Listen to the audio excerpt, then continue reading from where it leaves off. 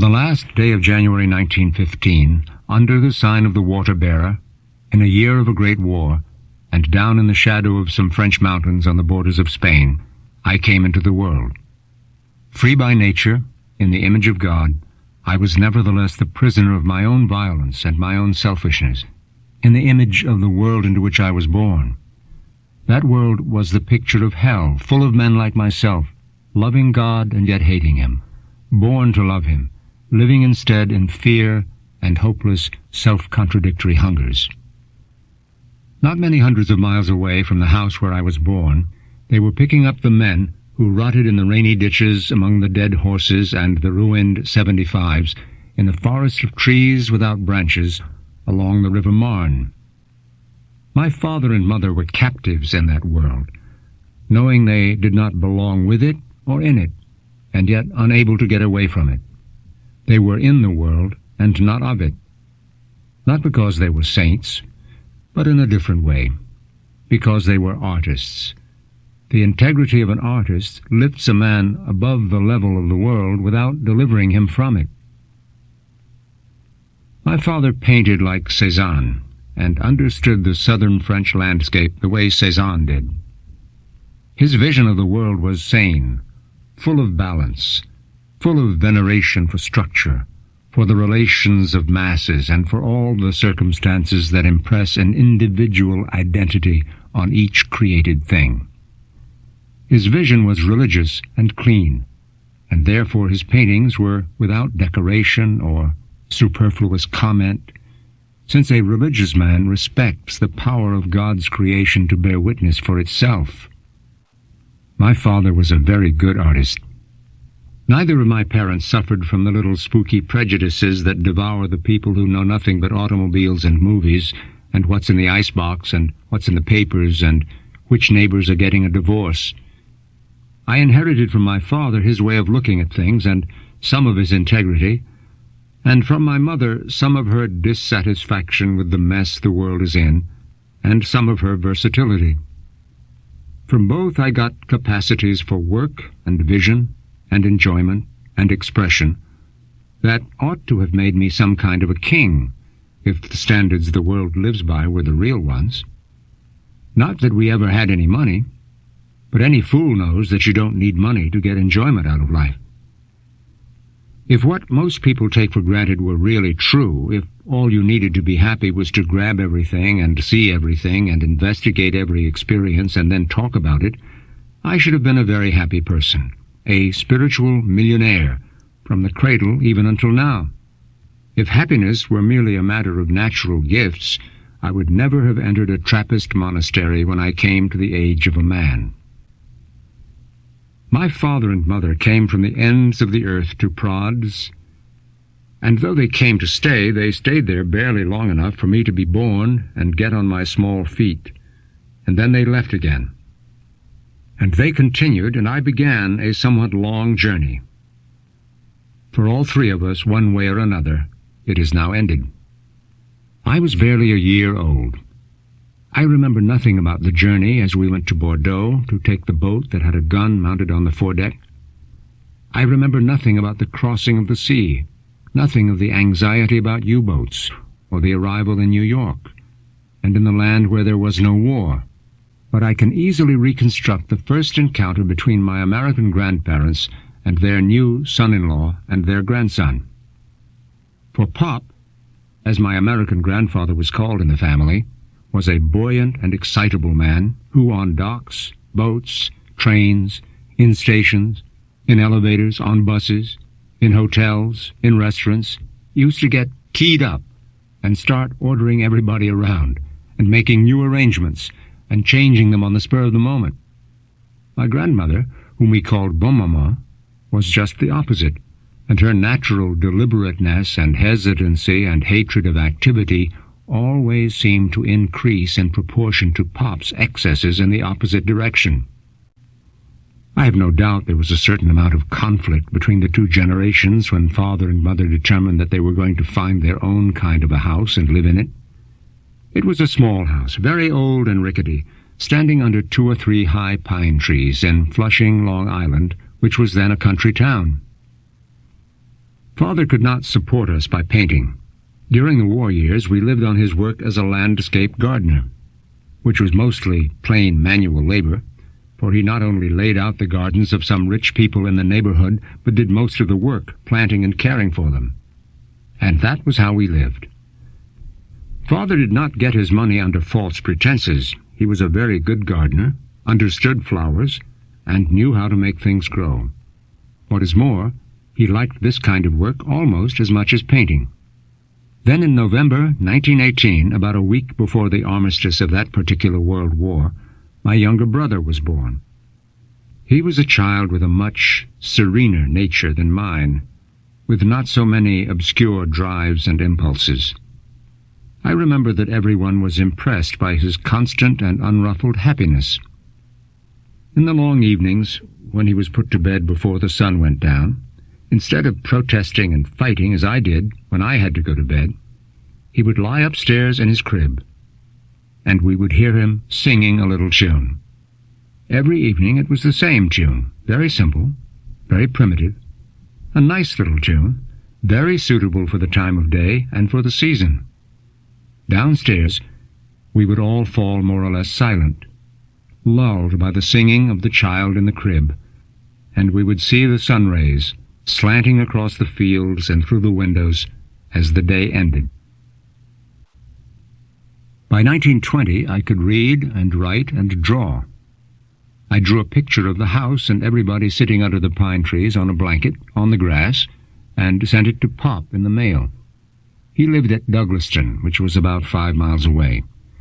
But most of the time I drew pictures of boats, ocean liners with many funnels and hundreds of portholes and waves all around as jagged as a saw, and the air full of V's for the seagulls. Things were stimulated by the momentous arrival of my New Zealand grandmother, who had come from the Antipodes to visit her scattered children in England and America as soon as the war had ended. I think she brought one of my aunts along with her, but I was most of all impressed by Granny. She taught me the Lord's Prayer. Perhaps I had been taught to say the Our Father before by my earthly father. I never used to say it, but evidently Granny asked me one night if I had said my prayers, and it turned out that I did not know the Our Father, so she taught it to me. After that I did not forget it, even though I went for years without saying it at all. It seems strange that father and mother, who were concerned almost to the point of scrupulosity about keeping the minds of their sons uncontaminated by error and mediocrity and ugliness and sham, had not bothered to give us any formal religious training. The only explanation I have is the guess that mother must have had strong views on the subject. Possibly she considered any organized religion below the standard of intellectual perfection she demanded of any child of hers. We never went to church in Flushing. My education was progressing along the lines laid down by some progressive method that Mother had read about in one of those magazines. She answered an advertisement that carried an oval portrait of some bearded scholar with a pince nez, and received from Baltimore a set of books and some charts and even a small desk and blackboard. The idea was that the smart modern child was to be turned loose amid this apparatus and allowed to develop spontaneously into a midget university before reaching the age of 10. The ghost of John Stuart Mill must have glided up and down the room with a sigh of gratification as I opened the desk and began. If we had continued as we had begun, and if John Paul and I had grown up in that house, probably this Victorian Greek complex would have built itself up gradually, and we would have turned into good-mannered and earnest skeptics, polite, intelligent, and perhaps even in some sense useful. We might have become successful authors, or editors of magazines, professors at small progressive colleges. The way would have been all smooth, and perhaps I would never have ended up as a monk. But it is not yet the time to talk about that happy consummation, the thing for which I most thank and praise God, and which is, of all things, the ultimate paradoxical fulfillment of my mother's ideas for me, the last thing she would have ever dreamed of, the boomerang of all her solicitude for an individual development. But oh, how many possibilities there were ahead of me and my brother in that day. A brand new conscience was just coming into existence as an actual operating function of a soul. My choices were just about to become responsible. My mind was clean and unformed enough to receive any set of standards and work with the most perfect of them, and work with grace itself and God's own values, if I had ever had the chance.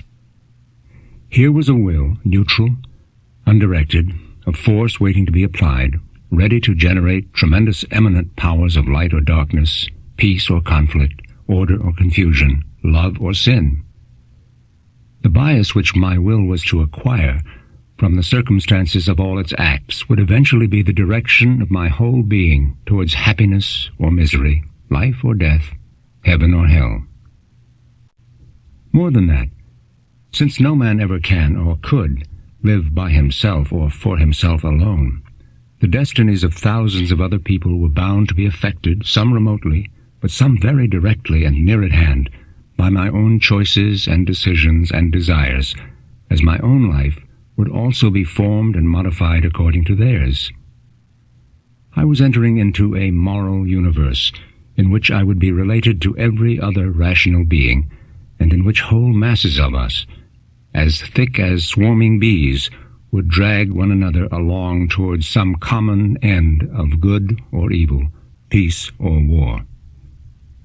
It was almost certainly in the last year or so of Mother's life, 1921, that Father got a job as organist at the Episcopalian Church in Douglaston. It was not a job that made him very happy or enthusiastic. He did not get along very well with the minister, but I began to go to the church on Sundays, which makes me think that Mother was in the hospital because I must have been living with Pop and Bon Mama in Douglaston. One came out of the church with a kind of comfortable and satisfied feeling that something had been done that needed to be done, and that was all I knew about it. And now, as I consider it after many years, I see that it was very good that I should have got at least that much religion in my childhood. It is a law of man's nature, written into his very essence, and just as much a part of him as the desire to build houses and cultivate the land and marry and have children and read books and sing songs, that he should want to stand together with other men in order to acknowledge their common dependence on God, their Father and Creator. In fact, this desire is much more fundamental than any purely physical necessity. At this same time, my father played the piano every evening in a small movie theater, which had been opened in the next town, Bayside. We certainly needed money, and probably the chief reason why we needed money was that Mother had cancer of the stomach. That was another thing that was never explained to me. Everything about sickness and death was more or less kept hidden from me because consideration of these things might make a child morbid. And since I was destined to grow up with a nice, clear, optimistic and well-balanced outlook on life, I was never even taken to the hospital to see Mother after she went there, and this was entirely her own idea. How long she had been ill and suffering, still keeping house for us, not without poverty and hardship, without our knowing anything of what it was, I cannot say. But her sickness probably accounts for my memory of her as thin and pale and rather severe. With a selfishness unusual even in a child, I was glad to move from Flushing to my grandparents' house at Douglaston. There I was allowed to do more or less as I pleased. There was plenty of food, and we had 2 dogs and several cats to play with. Then one day, Father gave me a note to read. I was very surprised. It was from me personally, and it was in my mother's handwriting. I took the note out under the maple tree in the backyard and worked over it until I had made it all out and had gathered what it really meant. And a tremendous weight of sadness and depression settled on me. It was not the grief of a child with pangs of sorrow and many tears. It had something of the heavy perplexity and gloom of adult grief, and was therefore all the more of a burden because it was, to that extent, unnatural. I suppose one reason for this was that I had more or less had to arrive at the truth by induction. Prayer? No, prayer did not even occur to me. Mother's death had made one thing evident. Father now did not have to do anything but paint. He was not tied down to any one place. He could go wherever he needed to go to find subjects and get ideas, and I was old enough to go with him. And so, after I had been a few months in the local school at Douglaston, and had already been moved up to the 2nd grade, in the evil-smelling gray annex on the top of the hill, Father came back to New York and announced that he and I were going somewhere new. It was with a kind of feeling of triumph that I watched the East River widen into Long Island Sound and waited for the moment when the Fall River boat, in all her pride, would go sweeping past the mouth of Bayside Bay, and I would view Douglaston, as I thought, from the superiority of the open water and pass it by, heading for a new horizon called Fall River and Cape Cod and Provincetown. That summer was full of low sand dunes and coarse grasses as sharp as wires growing from the white sand, and the wind blew across the sand, and I saw the breakers of the gray sea come marching in toward the land, and I looked out at the ocean. Geography had begun to become a reality. Perhaps I went back to the rickety gray annex of the public school for a couple of weeks, not for longer, because Father had found a new place where he wanted to go and paint pictures, and having found it, came back to get his drawing boards and me, and there we went together. It was Bermuda. It is almost impossible to make much sense out of the continual rearrangement of our lives and our plans from month to month in my childhood. Yet every new development came to me as a reasonable and worthy change. Sometimes I had to go to school, sometimes I did not. Sometimes Father and I were living together. Sometimes I was with strangers and only saw him from time to time. People came into our lives and went out of our lives. We had now one set of friends, now another. Things were always changing. I accepted it all. Why should it ever have occurred to me that nobody else lived like that? To me it seemed as natural as the variations of the weather and the seasons. And one thing I knew. For days on end I could run where I pleased and do whatever I liked, and life was very pleasant. Day after day the sun shone on the blue waters of the sea, and on the islands of the bay, and on the white sand at the head of the bay, and on the little white houses strung along the hillside. I remember one day looking up into the sky and taking it into my head to worship one of the clouds which was shaped at one end like the head of Minerva with a helmet, like the head of the armed lady on the big British pennies. Father left me in Bermuda with his friends who were literary people and artists, and went to New York and had an exhibition. It got a good press, and he sold many pictures. After the exhibition was over and the pictures were sold and Father had the money in his pocket, I returned from Bermuda and found out that Father was going to sail for France with his friends and leave me in America. There is no need to go into details of the trouble and confusion my brother and I often managed to create in the Douglaston household. When guests came whom we did not like, we would hide under the tables or run upstairs and throw hard and soft objects down into the hall and to the living room. One thing I would say about my brother John Paul. My most vivid memories of him in our childhood all fill me with poignant compunction at the thought of my own pride and hard-heartedness, and his natural humility and love. I suppose it is usual for elder brothers, when they are still children, to feel themselves demeaned by the company of a brother 4 or 5 years younger, whom they regard as a baby, and whom they tend to patronize and look down upon. When I think now of that part of my childhood, the picture I get of my brother John Paul is this.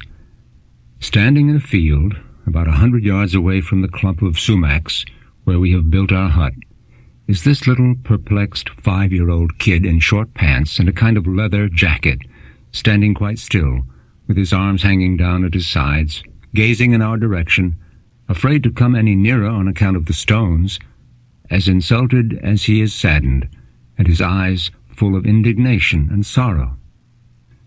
And there he stands, not sobbing, not crying, but angry and unhappy and offended and tremendously sad. And yet he is fascinated by what we are doing, nailing shingles all over our new hut. And his tremendous desire to be with us and to do what we are doing will not permit him to go away.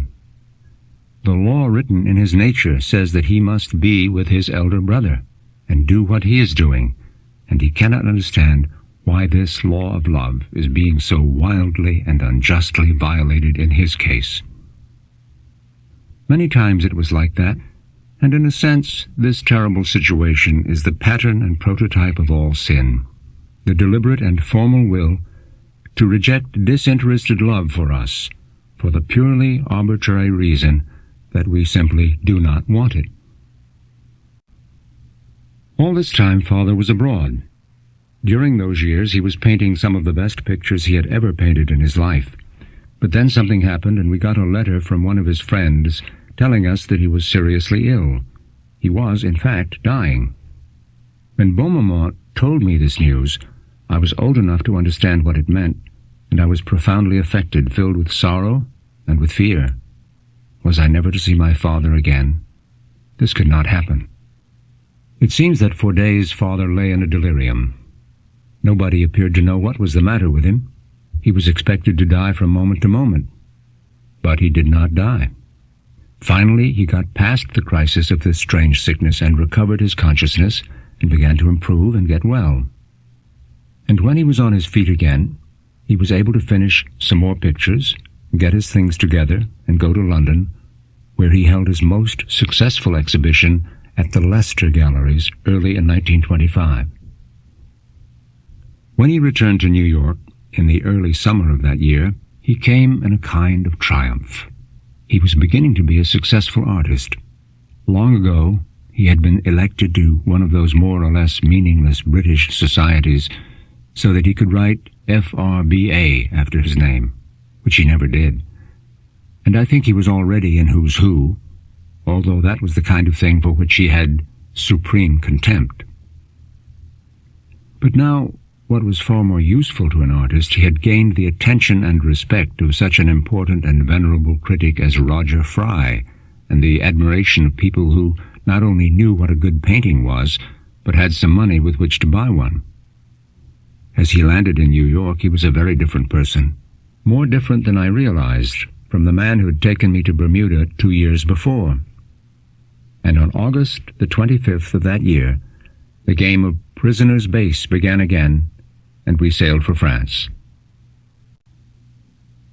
How did it ever happen that when the dregs of the world had collected in Western Europe, when Goth and Frank and Norman and Lombard had mingled with the rot of old Rome to form a patchwork of hybrid races, all of them notable for ferocity, hatred, stupidity, craftiness, lust, and brutality, how did it happen that from all this there should come Gregorian chant, monasteries and cathedrals, the poems of Prudentius, the commentaries and histories of Bede, the Moralia of Gregory the Great, St. Augustine's City of God and his Trinity, the writings of St. Anselm, St. Bernard's sermons on the Canticles, the poetry of Caedmon and Kinewulf, and Langland and Dante, St. Thomas Summa, and the Oxoniense of Duns Scotus.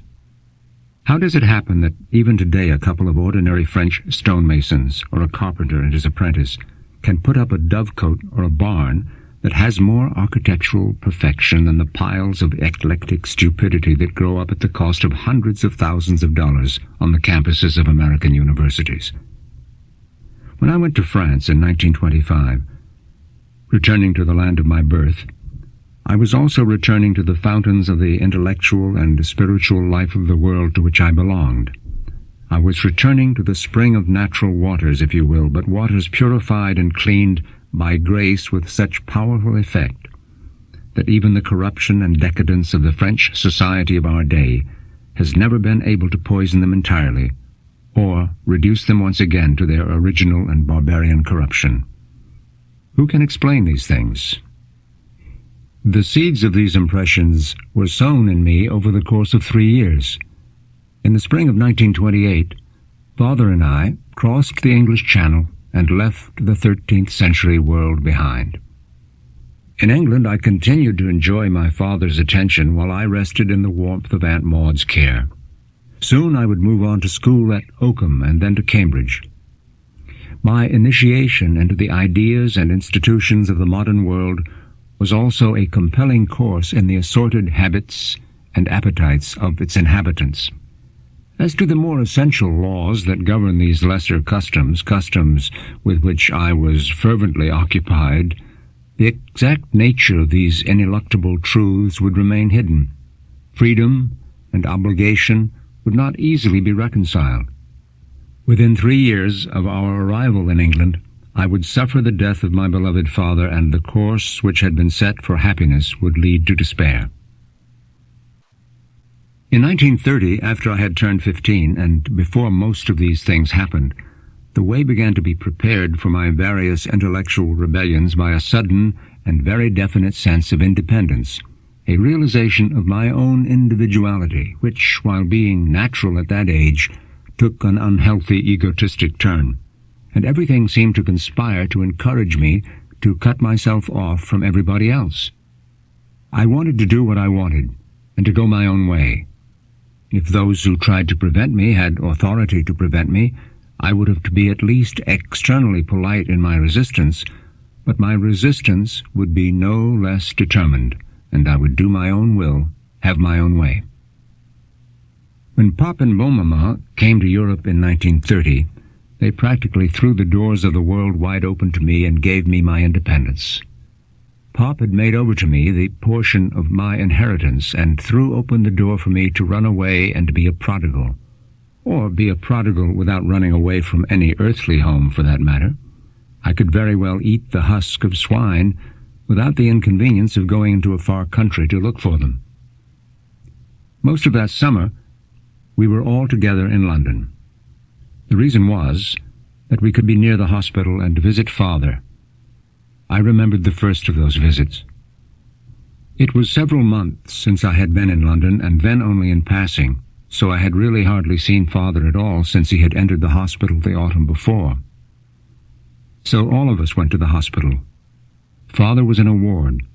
We had arrived much too early and had to wait. We were in a new wing of the big hospital. The floor was shiny and clean.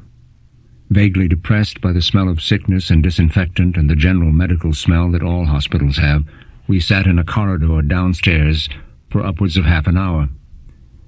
I had just bought Hugo's Italian, self-taught, and began to teach myself some verbs, sitting there in the hall with John Paul, restive on the bench beside me.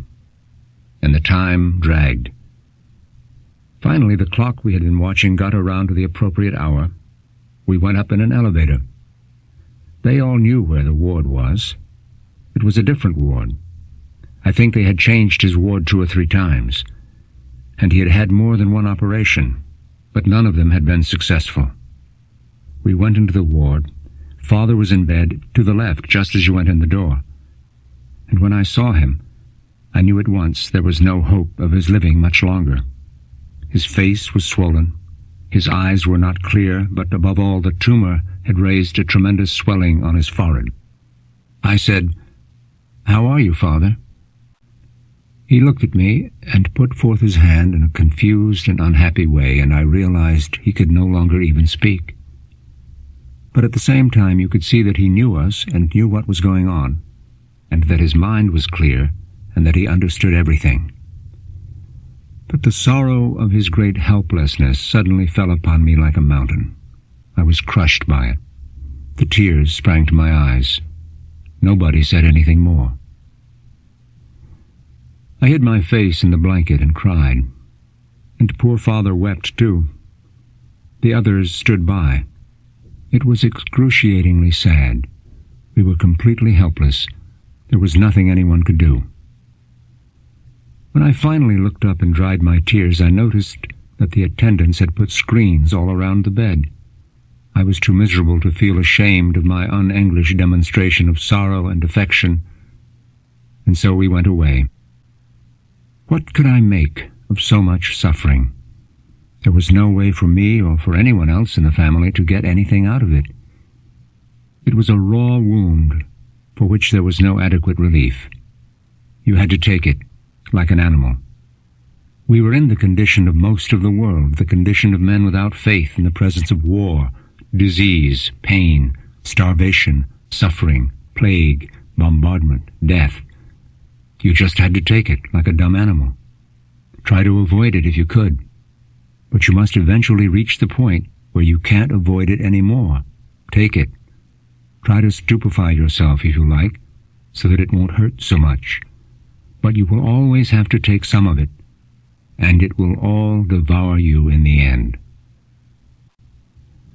All summer we went regularly and faithfully to the hospital once or twice a week. There was nothing else we could do but sit there and look at Father and tell him things which he could not answer. But he understood what we said. In fact, if he could not talk, there were other things he could still do. One day I found his bed covered with little sheets of blue notepaper on which he had been drawing, and the drawings were real drawings, but they were unlike anything he had ever done before. Pictures of little, irate, Byzantine-looking saints with beards and great halos. Of us all, Father was the only one who really had any kind of a faith. And I do not doubt that he had very much of it, and that behind the walls of his isolation, his intelligence and will, unimpaired and not hampered in any essential way by the partial obstruction of some of his senses, were turned to God, and communed with God, who was with him and in him, and who gave him, as I believe, light to understand and to make use of his suffering, for his own good, and to perfect his soul. It was a great soul, large, full of natural charity. He was a man of exceptional intellectual honesty and sincerity and purity of understanding. And this affliction, this terrible and frightening illness which was relentlessly pressing him down even into the jaws of the tomb, was not destroying him after all. Souls are like athletes that need opponents worthy of them if they are to be tried and extended and pushed to the full use of their powers and rewarded according to their capacity. And my father was in a fight with this tumor, and none of us understood the battle. We thought he was done for, but it was making him great. The death of my father left me sad and depressed for a couple of months, but that eventually wore away. And when it did, I found myself completely stripped of everything that impeded the movement of my own will to do as it pleased. I imagined that I was free, and it would take me 5 or 6 years to discover what a frightful captivity I had got myself into. It was in this year, too, that the hard crust of my dry soul finally squeezed out all the last traces of religion that had ever been in it. There was no room for any God in that empty temple full of dust and rubbish, which I was now so jealously to guard against all intruders in order to devote it to the worship of my own stupid will. And so I became the complete 20th century man. I now belonged to the world in which I lived. I became a true citizen of my own disgusting century, the century of poison gas and atomic bombs, a man living on the doorsill of the apocalypse, a man with veins full of poison, living in death. On the tide of all these circumstances of confusion, I swept into the dark, sinister atmosphere of Cambridge and began my university career. Perhaps to you the atmosphere of Cambridge is neither dark nor sinister. Perhaps you were never there except in May. You never saw anything but the thin spring sun, half veiled in the mists and blossoms of the gardens along the backs, smiling on the lavender bricks and stones of Trinity and St. John's, or my own college, Clare. But for me, with my blind appetites, it was impossible that I should not rush in and take a huge bite of this rotten fruit. The bitter taste is still with me after not a few years. My freshman year went by very fast. It was a dizzy business that began in the dark, brief afternoons of the English autumn and ended after a short series of long summer evenings on the river. All those days and nights were without romance. Horrible. They could not help being everything that I did not want them to be. I was breaking my neck trying to get everything out of life that you think you can get out of it when you're 18. And I ran with a pack of hearties who wore multicolored scarves around their necks and who would have barked all night long in the echoing shadows of the Petit Curie if they had not been forced to go home to bed at a certain time. I think it was after Armistice Day, when I had finally become acquainted with some 200 different people, that I drifted into the crowd that had been gravitating around the nether pole of Cambridge life. We were the ones who made all the noise when there was a bump supper. We lived in the Lion Inn. We fought our way in and out of the Red Cow. Shall I follow the circle of the season down into the nadir of winter darkness and wake up the dirty ghosts under the trees of the backs and out beyond the Clare New Building and in some rooms down on the Chesterton Road? But why dig up all this old scenery and reconstruct the stews of my own mental Pompeii after enough years have covered them up? Aunt Maud died that November. I found my way to London, to Ealing, and was at the funeral. They committed the thin body of my poor Victorian angel to the clay of Ealing, and buried my childhood with her. In an obscure, half-conscious way, I realized this and was appalled. She it was who had presided, in a certain sense, over my most innocent days, and I now saw those days buried with her in the ground. It was the last time that I saw any of my family in England. In the winter term we had begun with the Inferno, and had progressed slowly, taking each day part of a canto.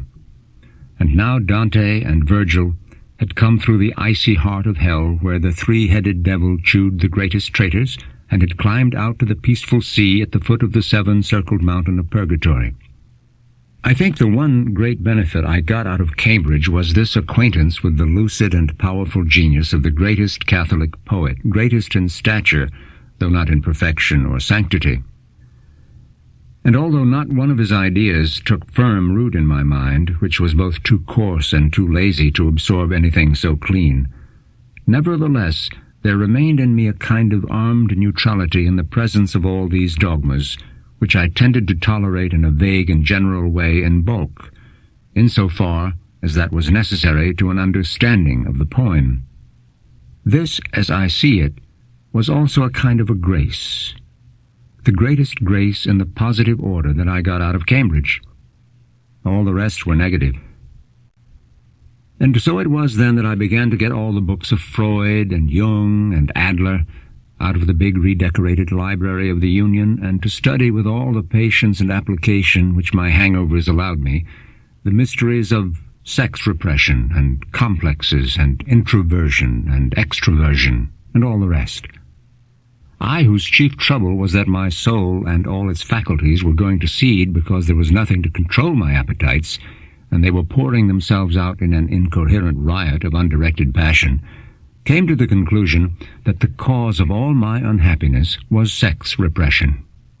And to make the thing more subtly intolerable, I came to the conclusion that one of the biggest crimes in this world was introversion, and in my efforts to be an extrovert, I entered upon a course of reflections and constant self-examinations, studying all my responses, analyzing the quality of all my emotions and my reactions in such a way that I could not help becoming just what I did not want to be, an introvert.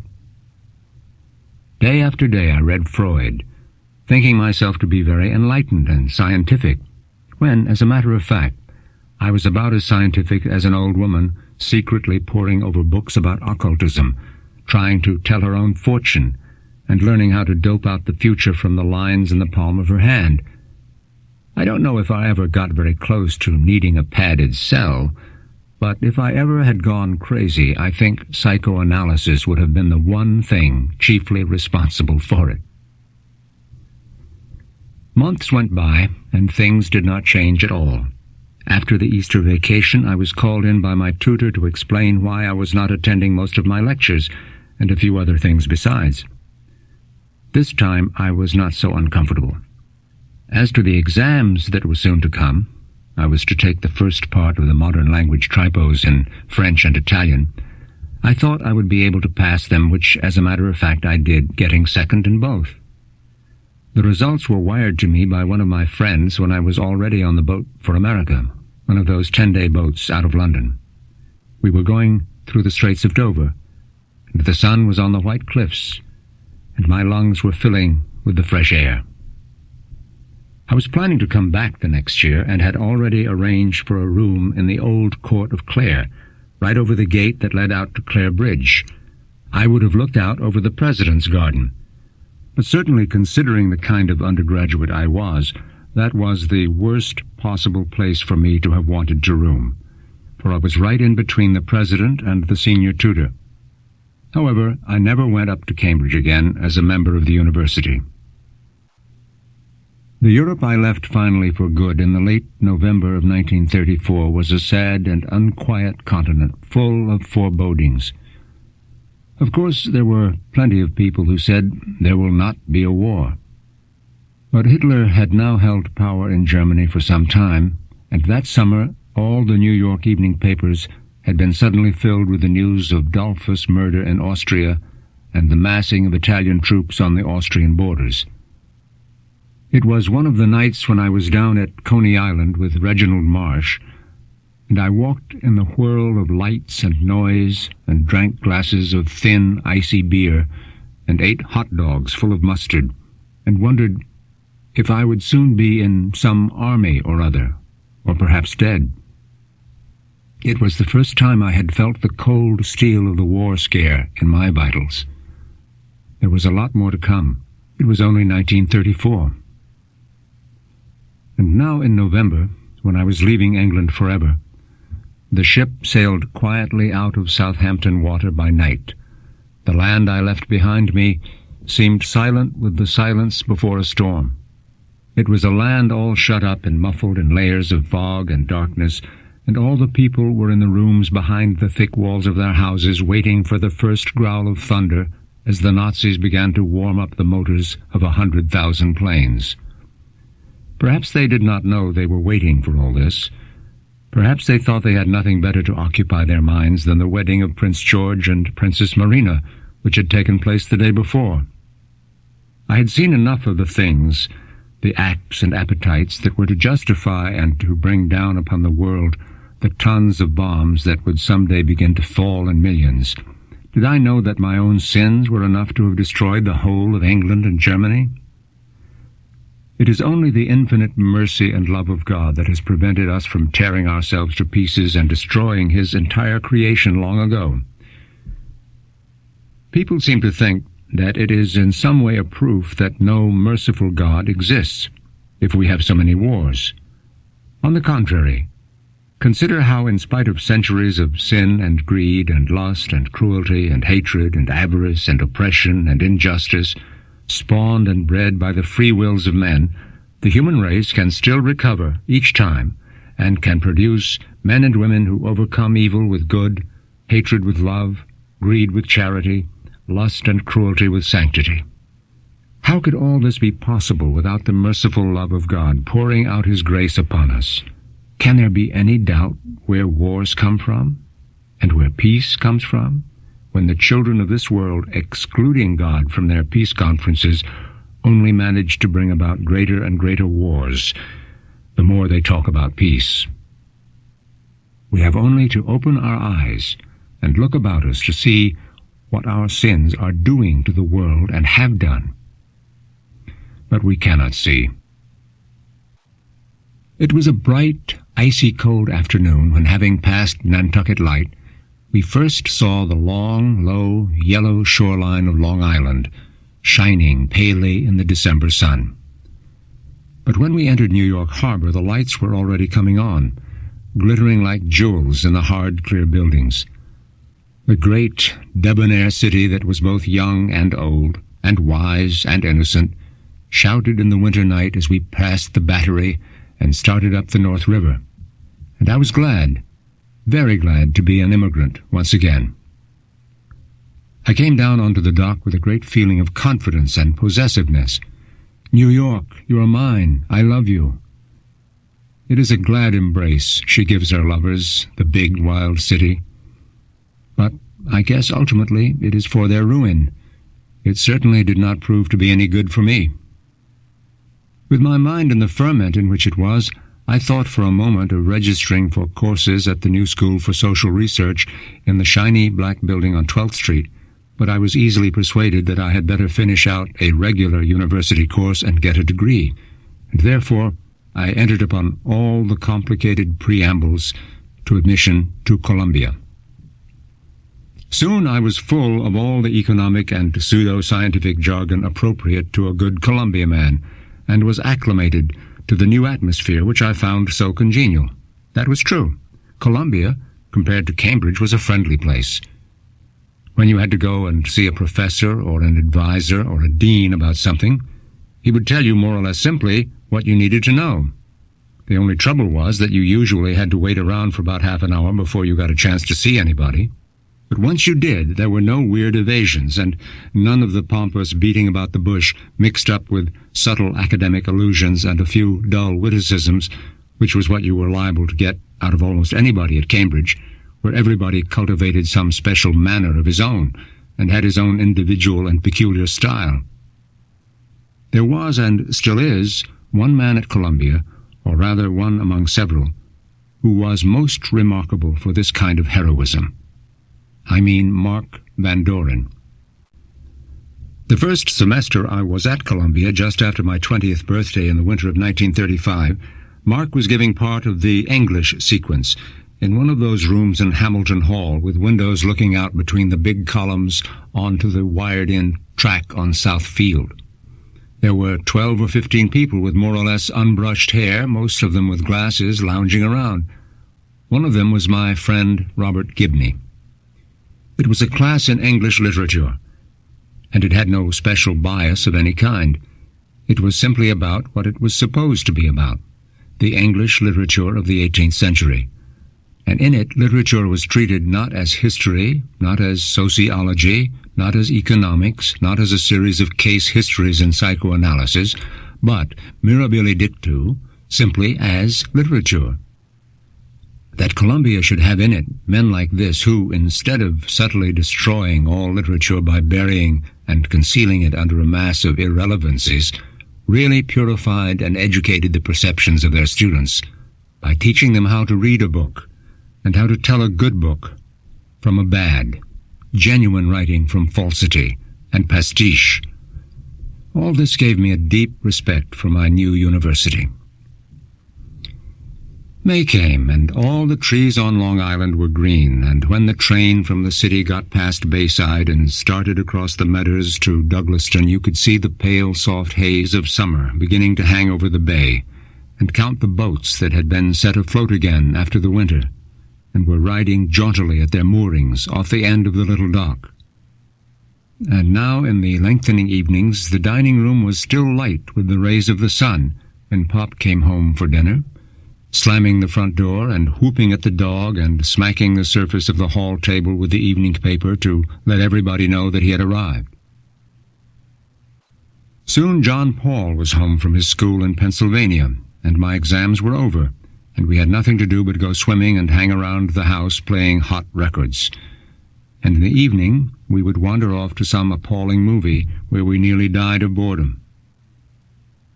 Why did we ever go to all those movies? That is another mystery. But I think John Paul and I and our various friends must have seen all the movies that were produced without exception from 1934 to 1937. The movies soon turned into a kind of hell for me and my brother, and indeed for all my closest friends. We could not keep away from them. In 1935 and 1936, without my realizing it, life was slowly, once more, becoming almost intolerable. In the fall, John Paul went to Cornell, and I went back to Columbia full of all kinds of collegiate enthusiasms. October is a fine and dangerous season in America. It is dry and cool, and the land is wild with red and gold and crimson, and all the lassitudes of August have seeped out of your blood, and you are full of ambition. It is a wonderful time to begin anything at all. You go to college, and every course in the catalog looks wonderful. The names of the subjects all seem to lay open the way to a new world. Your arms are full of new, clean notebooks waiting to be filled. You pass through the doors of the library, and the smell of thousands of well-kept books makes your head swim with a clean and subtle pleasure. You have a new hat, a new sweater perhaps, or a whole new suit. Even the nickels and the quarters in your pocket feel new, and the buildings shine in the glorious sun. In this season of resolutions and ambitions, in 1935, I signed up for courses in Spanish and German and geology and constitutional law and French Renaissance literature, and I forget what else besides.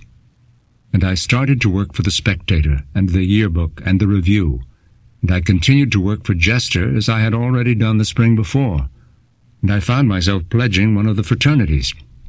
I suppose there were two reasons why I thought I ought to join a fraternity. One was the false one, that I thought it would help me to make connections, as the saying goes, and get a marvelous job on leaving college. The other, truer one, was that I imagined that I would thus find a multitude of occasions for parties and diversions, and that I would meet many interesting young ladies at the dances that would be held in that mausoleum. Both these hopes turned out to be illusory. Anyway, when John Paul went to Cornell, the whole family, except me, drove up to Ithaca in the Buick and came back with words and concepts that filled the house with a kind of collegiate tension for a couple of weeks to come. Everybody was talking about football and courses and fraternities. As a matter of fact, John Paul's first year at Cornell turned out to be sad in the same way as my first year at Cambridge, a thing that was not long in becoming apparent when the bills he could not pay began to show up at home. But it was even more obvious to me when I saw him again. He was naturally a happy and optimistic sort of person, and he did not easily get depressed. And he had a clear, quick intelligence and a character as sensitive as it was well-balanced. Now his intelligence seemed a little fogged with some kind of an obscure interior confusion, and his happiness was perverted by a sad, lost restlessness. During that year, I was so busy and so immersed in activities and occupations that I had no time to think for very long on these things.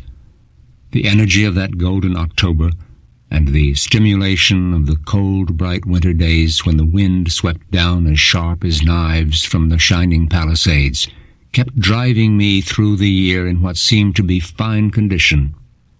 I had never done so many different things at the same time or with such apparent success. I had discovered in myself something of a capacity for work and for activity and for enjoyment that I had never dreamed of, and everything began to come easy, as the saying goes. It was not that I was really studying hard or working hard, but all of a sudden I had fallen into a kind of a mysterious knack of keeping 100 different interests going in the air at the same time. It was a kind of a stupendous juggling act, a tour de force, and what surprised me most was that I managed to keep it up without collapsing. In the first place, I was carrying about 18 points in my courses, the average amount. I had found out the simplest way of fulfilling the minimum requirements for each one. Then there was the fourth floor. The fourth floor of John J. Hall was the place where all the offices and the student publications and the glee club and the student board and all the rest were to be found. It was the noisiest and the most agitated part of the campus. It was not gay exactly, and I hardly ever saw anywhere antipathies and contentions and jealousies at once so petty, so open, and so sharp. The whole floor was constantly seething with the exchange of insults from office to office. Constantly all day long, from morning to night, people were writing articles and drawing cartoons calling each other fascists, or else they were calling one another up on the phone and assuring one another in the coarsest terms of their undying hatred. It was all intellectual and verbal, as vicious as it could be, but it never became concrete, never descended into physical rage. For this reason I think that it was all more or less of a game, which everybody played for purposes that were remotely aesthetic. There was not an office on that floor where I did not have something to do. I've barely begun the list of all the things that occupied me in those days. 3 or 4 nights a week, my fraternity brothers and I would go flying down in the black and roaring subway to 52nd Street, where we would crawl around the tiny, noisy, and expensive nightclubs that had flowered on the sites of the old speakeasies in the cellars of those dirty brownstone houses. There we would sit for hours, packed in those dark rooms, shoulder to shoulder with a lot of surly strangers and their girls, while the whole place rocked and surged with storms of jazz. There was no room to dance. We just huddled there between the blue walls, shoulder to shoulder, elbow to elbow, crouching and deafened and taciturn. If you moved your arm to get your drink, you nearly knocked the next man off his stool, and the waiters fought their way back and forth through the sea of unfriendly heads, taking away the money of all the people. It was not that we got drunk. No, it was this strange business of sitting in a room full of people and drinking without much speech, and letting yourself be deafened by the jazz that throbbed through the whole sea of bodies, binding them all together in a kind of fluid medium. It was a strange animal travesty of mysticism, sitting in those booming rooms, with the noise pouring through you, and the rhythm jumping and throbbing in the marrow of your bones. How often after a night of this I missed all the trains home to Long Island and went and slept on a couch somewhere at Fraternity House or in the apartment of somebody I knew around the town. What was worst of all was going home on the subway on the chance that one might catch a bus at Flushing. There is nothing so dismal as the Flushing bus station in the gray, silent hour just before the coming of the dawn. The thing that depressed me most of all was the shame and despair that invaded my whole nature when the sun came up and all the laborers were going to work, men healthy and awake and quiet with their eyes clear and some rational purpose before them. This humiliation and sense of my own misery and of the fruitlessness of what I had done was the nearest I could get to contrition. It was the reaction of nature. It proved nothing except that I was still at least morally alive, or rather that I had still some faint capacity for moral life in me. The term morally alive might obscure the fact that I was spiritually dead. I had been that long since. In the fall of 1936, Pop died. I was not surprised that he was dead. I suppose his heart had failed. It was typical of him, that kind of death. He was always in a hurry, always ahead of time.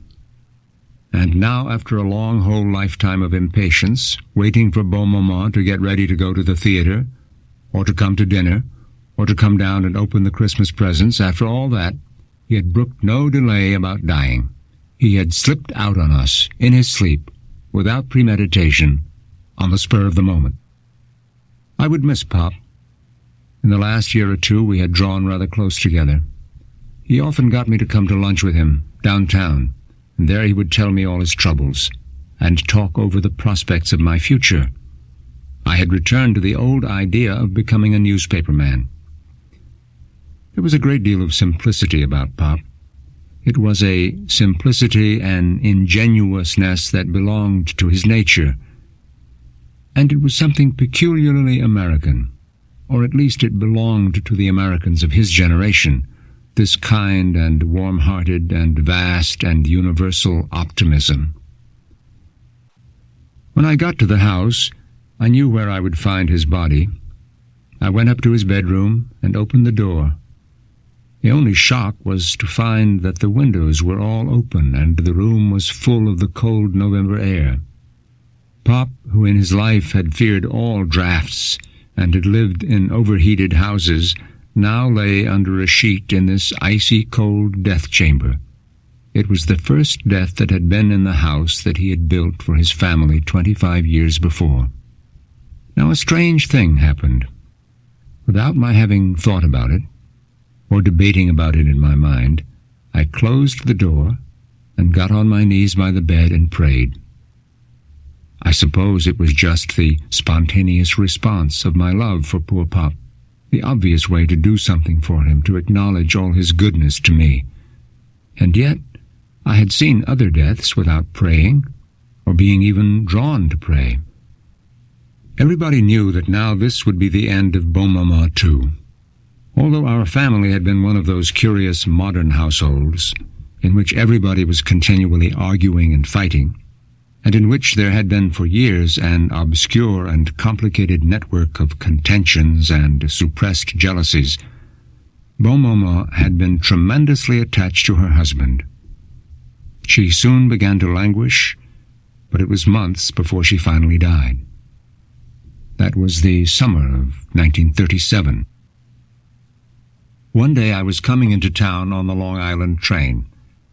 I had a bag full of work that was already late and had to be handed in that day. After that I had a date with someone with whom I liked very much to have a date. While the train was going through the freight yards in Long Island City, my head suddenly began to swim. It was not that I was afraid of vomiting, but it was as if some center of balance within me had been unexpectedly removed, and as if I were about to plunge into a blind abyss of emptiness without end. I got up and stood in the gap between the cars to get some air. My knees were shaking so much that I was afraid I would slip through the chains between the cars and end up under the wheels. So I got back and propped myself against the wall and held on. This strange vertigo came and went while the train dived into the tunnel under the river, and everything around me went dark and began to roar. I think the business had passed over by the time we got to the station. I was scared, and the first thing that occurred to me was to go and find the house physician in the Pennsylvania Hotel. He examined me and listened to my heart and took my blood pressure and gave me something to drink and told me I was overstimulated. What did I do for a living, he asked me.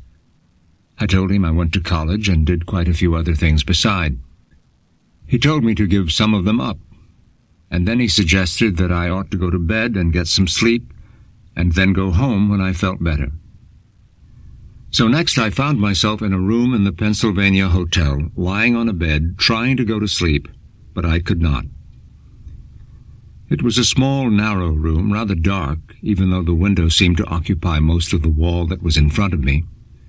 You could hear the noise of the traffic coming up from far below on 32nd Street. But the room itself was quiet, with a quietness that was strange, ominous. I lay on the bed and listened to the blood pounding rapidly inside my head. I could hardly keep my eyes closed. Yet I did not want to open them either. I was afraid that if I even looked at the window, the strange spinning inside my head would begin again. That window, it was huge. It seemed to go right down to the floor. Maybe the force of gravity would draw the whole bed with me on it to the edge of that abyss and spill me headlong into the emptiness.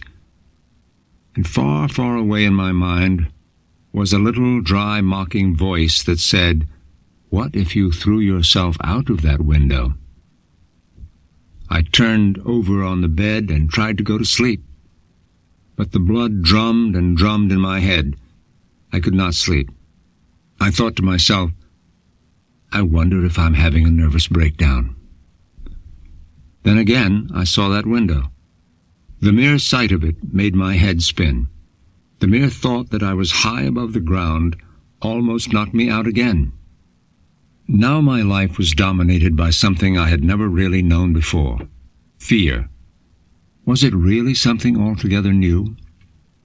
No, for fear is inseparable from pride and lust. They may hide it for a time, but it is the reverse of the coin. The coin had turned over, and I was looking at the other side. The eagle that was to eat out my insides for a year or so. Cheap Prometheus that I had become. It was humiliating, this strange wariness that accompanied all my actions, this self-conscious watchfulness. It was a humiliation I had deserved more than I knew. There was more justice in it than I could understand. I had refused to pay any attention to the moral laws upon which all our vitality and sanity depend, and so now I was reduced to the condition of a silly old woman, worrying about a lot of imaginary rules of health, standards of food value, and 1,000 minute details of conduct that were in themselves completely ridiculous and stupid, and yet which haunted me with vague and terrific sanctions. If I eat this, I may go out of my mind. If I do not eat that, I may die in the night. Here I was, scarcely 4 years after I had left Oakham, and walked out into the world that I thought I was going to ransack and rob of all its pleasures and satisfactions. I had done what I intended, and now I found that it was I who was emptied and robbed and gutted. What a strange thing! In filling myself, I had emptied myself. In grasping things, I had lost everything. In devouring pleasures and joys, I had found distress and anguish and fear. Such was the death of the hero, the great man I had wanted to be. Externally, I thought, I was a big success. Everybody knew who I was at Columbia. Those who had not yet found out soon did when the yearbook came out, full of pictures of myself. It was enough to tell them more about me than I intended, I suppose. They did not have to be very acute to see through the dumb, self-satisfied expression in all those portraits. The only thing that surprises me is that no one openly reproached or mocked me for such ignominious vanity. No one threw any eggs at me. Nobody said a word. And yet I know how capable they were of saying many words, not tastefully chosen perhaps, but deadly enough. The wounds within me were, I suppose, enough. I was bleeding to death. If my nature had been more stubborn in clinging to the pleasures that disgusted me, if I had refused to admit that I was beaten by this futile search for satisfaction where it could not be found, and if my moral and nervous constitution had not caved in under the weight of my own emptiness, who can tell what would eventually have happened to me? Who could tell where I would have ended? I had come very far to find myself in this blind alley, but the very anguish and helplessness of my position was something to which I rapidly succumbed, and it was my defeat that was to be the occasion for my rescue. There is a paradox that lies in the very heart of human existence. It must be apprehended before any lasting happiness is possible in the soul of man. The paradox is this: man's nature, by itself, can do little or nothing to settle his most important problems. If we follow nothing but our natures, our own philosophies, our own level of ethics, we will end up in hell. One day I happened to have 5 or 10 loose dollars burning a hole in my pocket. I was on Fifth Avenue for some reason or other, and was attracted by the window of Scribner's bookstore, all full of bright new books. That year I had signed up for a course in French medieval literature. Now in Scribner's window I saw a book called The Spirit of Medieval Philosophy. I went inside and took it off the shelf and looked at the table of contents and at the title page, which was deceptive because it said the book was made up of a series of lectures that had been given at the University of Aberdeen. I bought it then, together with one other book that I have completely forgotten, and on my way home in the Long Island train I unwrapped the package to gloat over my acquisitions.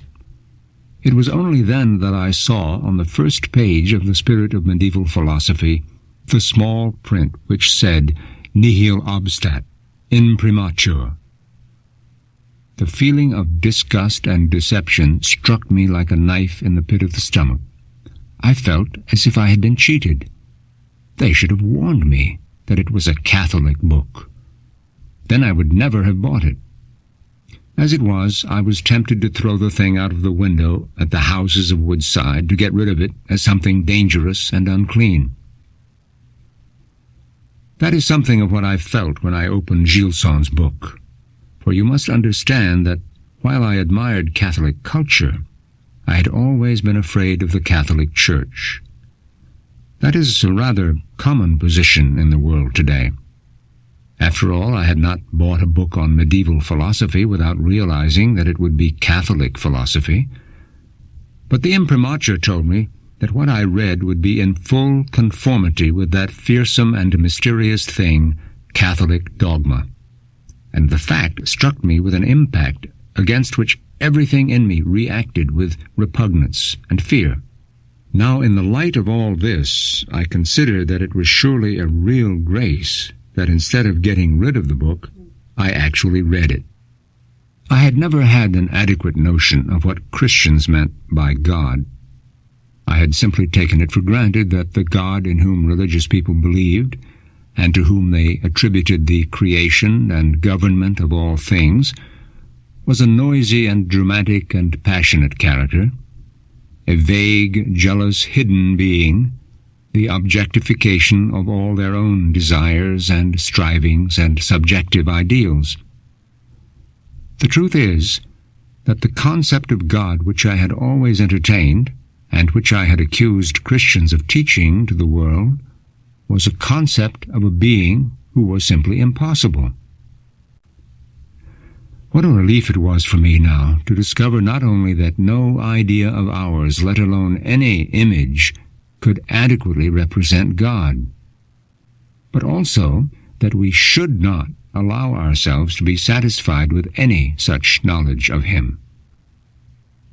The result was that I at once acquired an immense respect for Catholic philosophy and for the Catholic faith, and the last thing was the most important of all.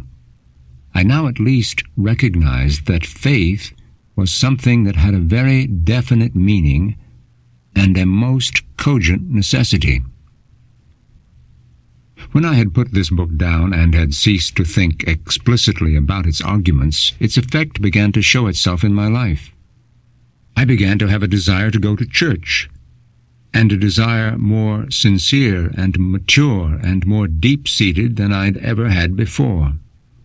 After all, I had never before had so great a need. The soul of man, left to its own natural level, is a potentially lucid crystal left in darkness.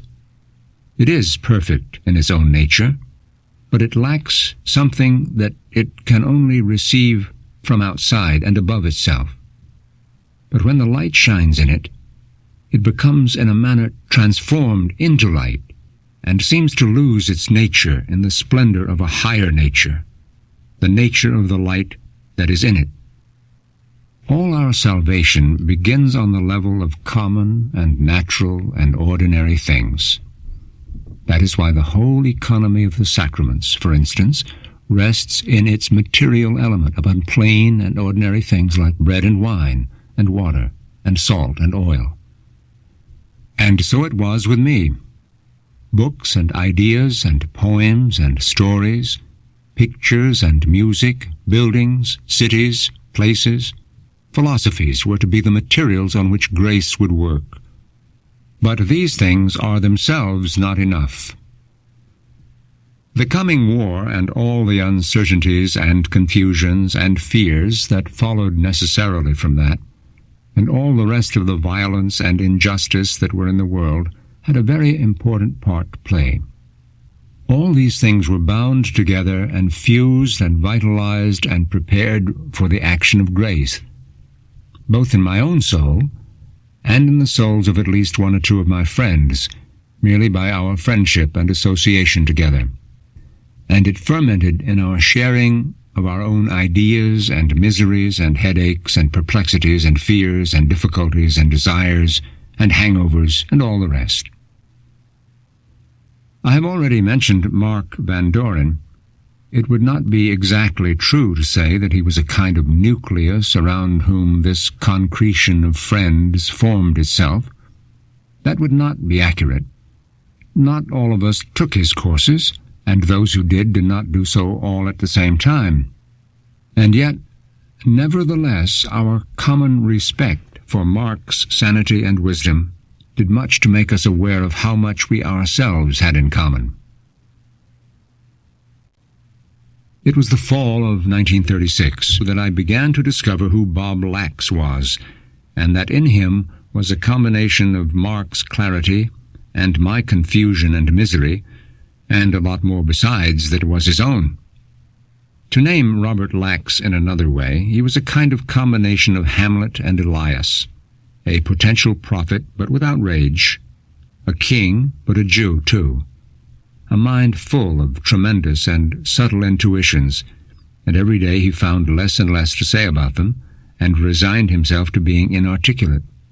In his hesitations, though without embarrassment or nervousness at all, he would often curl his long legs all around a chair in 7 different ways, while he was trying to find a word with which to begin. He talked best sitting on the floor. And the secret of his constant solidity, I think, has always been a kind of natural, instinctive spirituality, a kind of inborn direction to the living God. Lax has always been afraid he was in a blind alley, and half aware that, after all, it might not be a blind alley, but God, infinity. I began to talk more to Lax and to Ed Rice, who was now drawing better and funnier pictures than anybody else for the magazine. For the first time I saw Cy Frieddegood, who was full of a fierce and complex intellectuality, which he sometimes liked to present in the guise of a rather suspicious suavity. Seymour and Lax were rooming together in one of the dormitories, for Bob Gibney, with whom Lax had roomed the year before, had now graduated and was sitting in Port Washington with much the same dispositions with which I had been sitting in Douglaston, facing a not too dissimilar blank wall, the end of his own blind alley. He occasionally came into town to see Donna Eaton, who had a place on 112th Street but no job, and was more cheerful about her own quandary than the rest of us, because the worst that could happen to her was that she would at last run completely out of money and have to go home to Panama. Gibney was not what you would call pious. In fact, he had an attitude that would be commonly called impious, only I believe God understood well enough that his violence and sarcasm covered a sense of deep metaphysical dismay, an anguish that was real, though not humble enough to be of much use to his soul. What was materially impiety in him was directed more against common ideas and notions which he saw or considered to be totally inadequate, and maybe it subjectively represented a kind of oblique zeal for the purity of God, this rebellion against the commonplace and trite, against mediocrity and religiosity.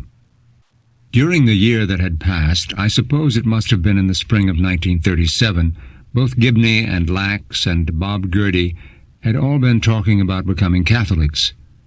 Bob Gerdy was a very smart sophomore with the face of a child and a lot of curly hair on top of it, who took life seriously and had discovered courses on scholastic philosophy in the graduate school and had taken one of them.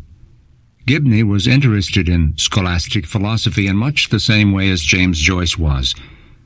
He respected its intellectuality, particularly that of the Thomists, but there was not enough that was affective about his interest to bring about any kind of conversion.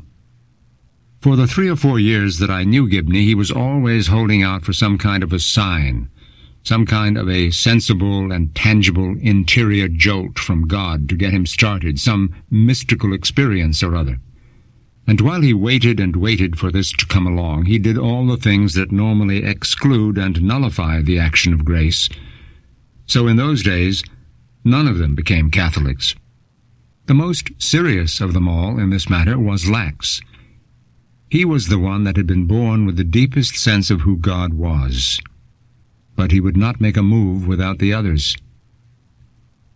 And then there was myself. Having read The Spirit of Medieval Philosophy and having discovered that the Catholic conception of God was something tremendously solid, I had not progressed one step beyond this recognition. Now it was November 1937. One day Lax and I were riding downtown on one of those buses you caught at the corner of 110th Street and Broadway. We had skirted the southern edge of Harlem, passing along the top of Central Park and the dirty lake full of rowboats.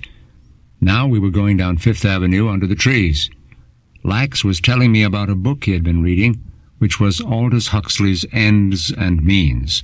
He told me about it in a way that made me want to read it too. So I went to Scribner's bookstore and bought it and read it, and wrote an article about it and gave the article to Barry Ulanoff, who was editor of Review by that time. He accepted the article with a big Greek smile and printed it. The smile was on account of the conversion it represented. I mean, the conversion in me as well as in Huxley, although one of the points I tried to make was that perhaps Huxley's conversion should not have been taken as so much of a surprise. Huxley had been one of my favorite novelists in the days when I had been 16 and 17, and had built up a strange, ignorant philosophy of pleasure based on all the stories I was reading. and now everybody was talking about the way Huxley had changed. The chatter was all the more pleasant because of Huxley's agnostic old grandfather and his biologist brother. Now the man was preaching mysticism. Huxley was too sharp and intelligent, and had too much sense of humor to take any of the missteps that usually make such conversions look ridiculous and oafish. You could not laugh at him very well, at least not for any one concrete blunder. This was not one of those Oxford group conversions complete with a public confession. On the contrary, he had read widely and deeply and intelligently in all kinds of Christian and Oriental mystical literature, and had come out with the astonishing truth that all this, far from being a mixture of dreams and magic and charlatanism, was very real and very serious. Not only was there such a thing as a supernatural order, but as a matter of concrete experience it was accessible, very close at hand, an extremely near and immediate and most necessary source of moral vitality, and one which could be reached most simply, most readily by prayer, faith, detachment, love. The point of his title was this: we cannot use evil means to attain a good end. Huxley's chief argument was that we were using the means that precisely made good ends impossible to attain: war, violence, reprisals, rapacity. And he traced our impossibility to use the proper means to the fact that men were immersed in the material and animal urges of an element in their nature which was blind and crude and unspiritual. I remember with what indecision I went on into the spring trying to settle the problem of a subject with finality. Yet the thing worked itself out quite suddenly, so suddenly that I do not remember what brought it about. One day I was running down out of the Carpenter Library and passed along the wire fences by the tennis courts in the sun, with my mind made up that there was only one possible man in the 18th century for me to work on, the one poet who had least to do with his age and was most in opposition to everything it stood for. What a thing it was to live in contact with the genius and the holiness of William Blake that year, that summer, writing the thesis. I had some beginnings of an appreciation of his greatness above the other men of his time in England, but from this distance, from the hill where I now stand, looking back, I can really appreciate his stature. To assimilate him to the men of the ending 18th century would be absurd. I will not do it. All those conceited and wordy and stuffy little characters. As for the other romantics, how feeble and hysterical their inspirations seem next to the tremendously genuine and spiritual fire of William Blake. Even Coleridge, in the rare moments when his imagination struck the pitch of true creativeness, was still only an artist, an imaginer, not a seer, a maker, but not a prophet. As Blake worked himself into my system, I became more and more conscious of the necessity of a vital faith and the total unreality and unsubstantiality of the dead, selfish rationalism which had been freezing my mind and will for the last 7 years. By the time the summer was over, I was to become conscious of the fact that the only way to live was to live in a world that was charged with the presence and reality of God. To say that is to say a great deal, and I don't want to say it in a way that conveys more than the truth. I will have to limit the statement by saying that it was still for me more an intellectual realization than anything else, and it had not yet struck down into the roots of my will. The life of the soul is not knowledge, it is love, since love is the act of the supreme faculty, the will, by which man is formally united to the final end of all his strivings, by which man becomes one with God. The main problem is to fight our way free from subjection to this more or less inferior element, and to reassert the dominance of our mind and will, to vindicate for these faculties, for the spirit as a whole, the freedom of action which it must necessarily have if we are to live like anything but wild beasts, tearing each other to pieces. And the big conclusion from all this was, we must practice prayer, and asceticism. Asceticism. The very thought of such a thing was a complete revolution in my mind.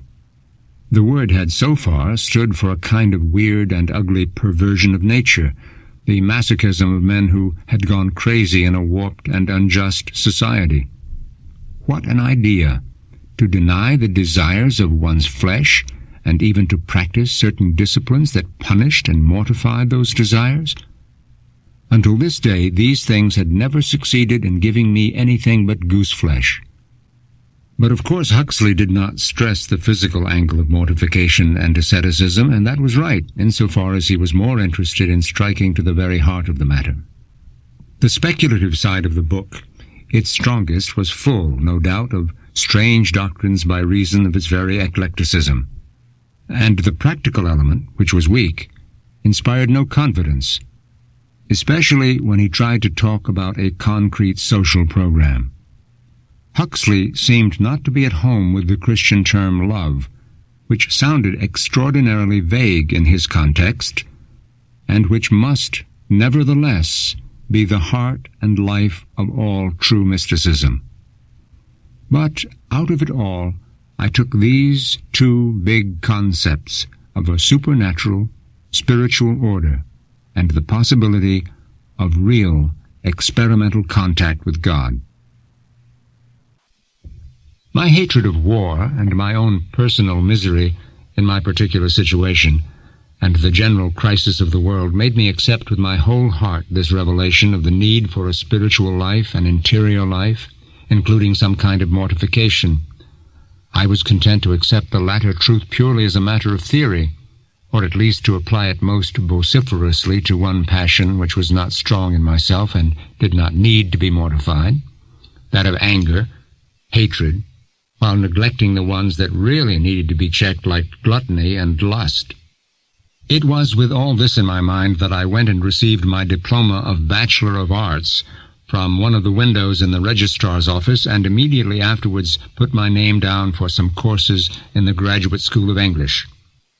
That the influence of the Huxley book had not by any means lifted me bodily out of the natural order overnight is evident from the fact that I decided to specialize in 18th century English literature and to choose my subject for a Master of Arts thesis from somewhere in that century. I had already half decided upon a subject.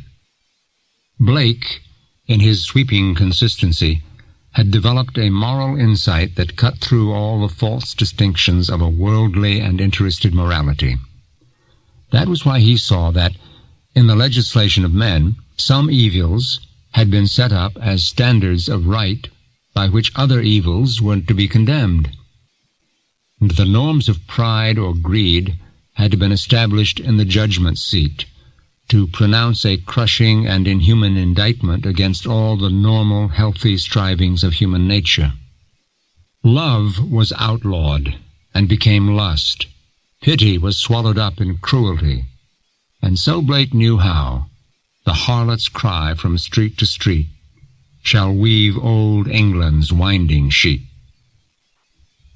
I had heard that cry, and that echo. I had seen that winding sheet. But I had understood nothing of all that. I had tried to resolve it into a matter of sociological laws or economic forces. If I had been able to listen to Blake in those old days, he would have told me that sociology and economics, divorced from faith and charity, become nothing but the chains of his aged, icy demon, Urizen. Now reading Merton, in connection with Blake, I saw all these difficulties and contradictions disappear. I, who had always been anti-naturalistic in art, had been a pure naturalist in the moral order. No wonder my soul was sick and torn apart. But now the bleeding wound was drawn together by the notion of Christian virtue ordered to the union of the soul with God. The word virtue. What a fate it has had in the last 300 years. The fact that it is nowhere near so despised and ridiculed in Latin countries is a testimony to the fact that it suffered mostly from the mangling it underwent in the hands of Calvinists and Puritans. In our own days, the word leaves on the lips of cynical high school children a kind of flippant smear, and it is exploited in theaters for the possibilities it offers for lewd and cheesy sarcasm. Everybody makes fun of virtue, which now has as its primary meaning an affectation of prudery practiced by hypocrites and the impotent.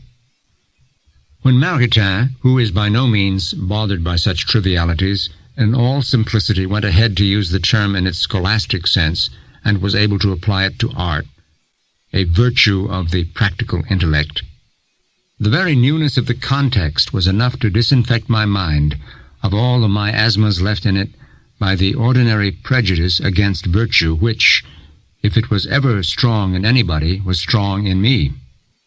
I was never a lover of Puritanism. Now at last I came around to the sane conception of virtue, without which there can be no happiness, because virtues are precisely the powers by which we can come to acquire happiness.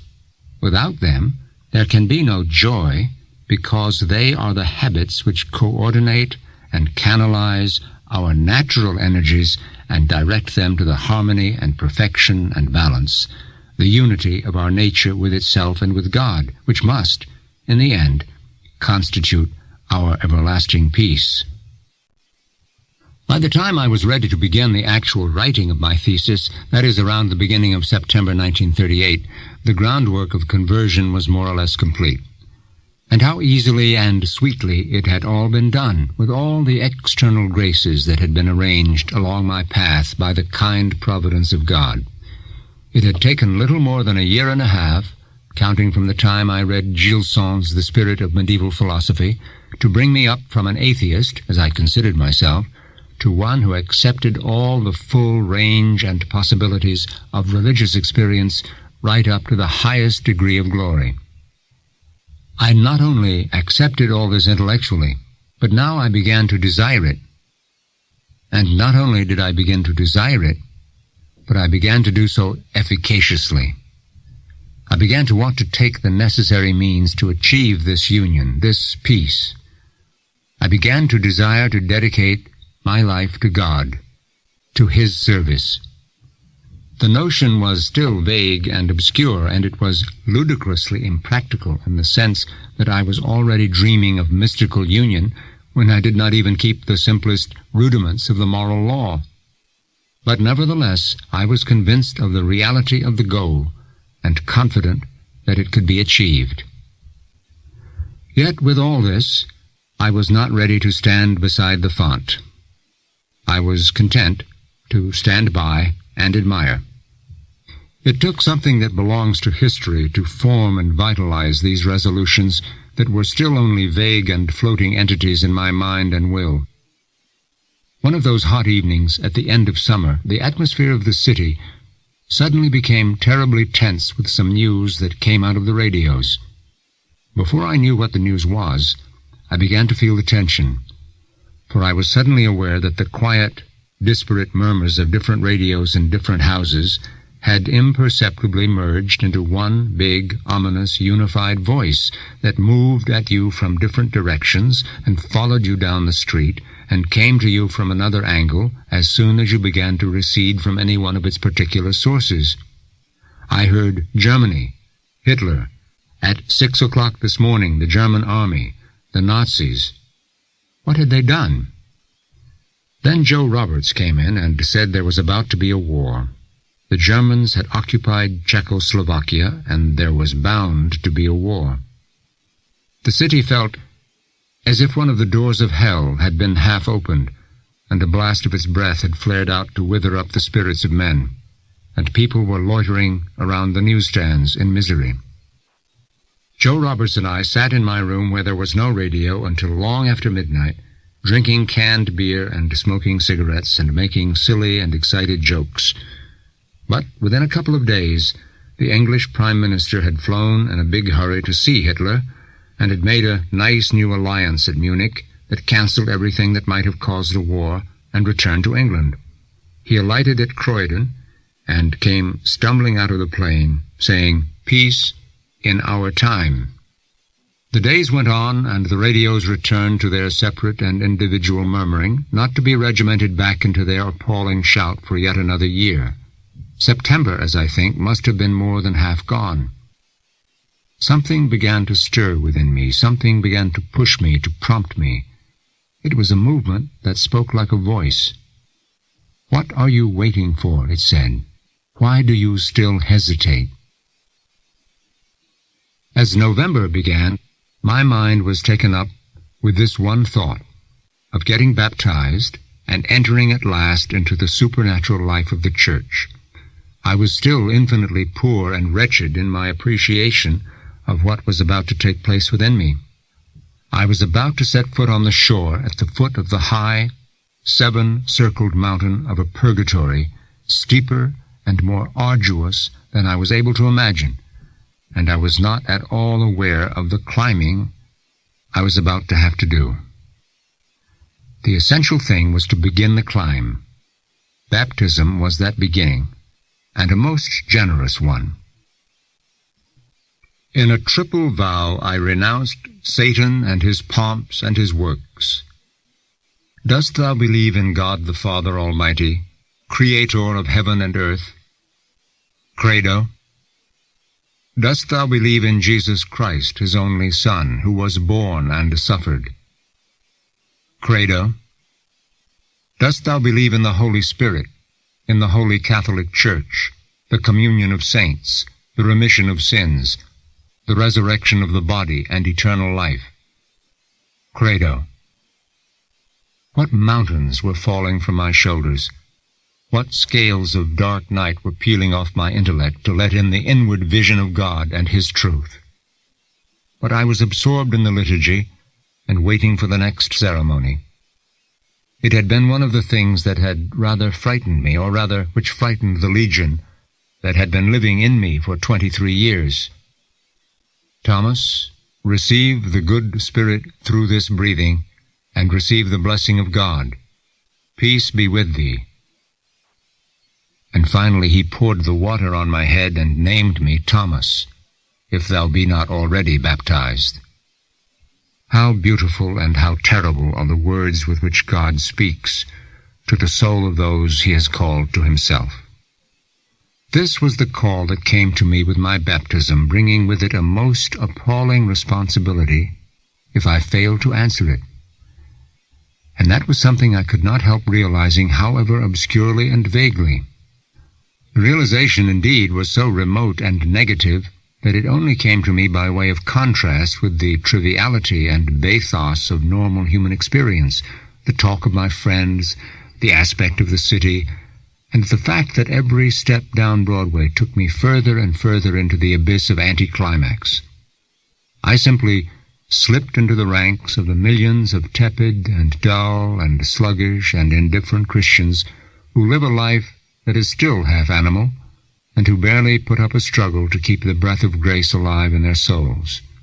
I had accepted Lax's principle about sanctity being possible to those who willed it, and filed it away in my head with all my other principles, and still I did nothing about using it. The first morning of 1939 was a gray morning. It was to turn out a gray year, very gray. But now a cold wind was blowing in off the sea where I walked, among the white empty houses, to the naked place where stands the church of St. Ignatius Martyr. The wind did something to help me to wake up, but it did not improve my temper much. The new year was beginning badly. The night before being New Year's Eve, we had had a party in the house of Seymour's mother-in-law, who was a doctor in Long Beach. It had been a mixed-up, desultory affair in which we remained in a place that served as the doctor's waiting room, sitting on the floor, playing different kinds of drums and drinking, I forget what. But whatever it was we drank, it put me in a bad temper. As usual, I found out that the only good thing about such days, or any other days, was Mass. What a strange thing that I did not see how much that meant, and come at last to the realization that it was God alone I was supposed to live for. It was to take me nearly a year to untangle that truth from all my disorganized and futile desires. And sometimes it seems to me that the hangovers I had while I was finding it out had something to do with what was going on in the history of the world. For that was to be 1939, the year when the war that everybody had been fearing finally began to teach us with its inexorable logic that the dread of war is not enough.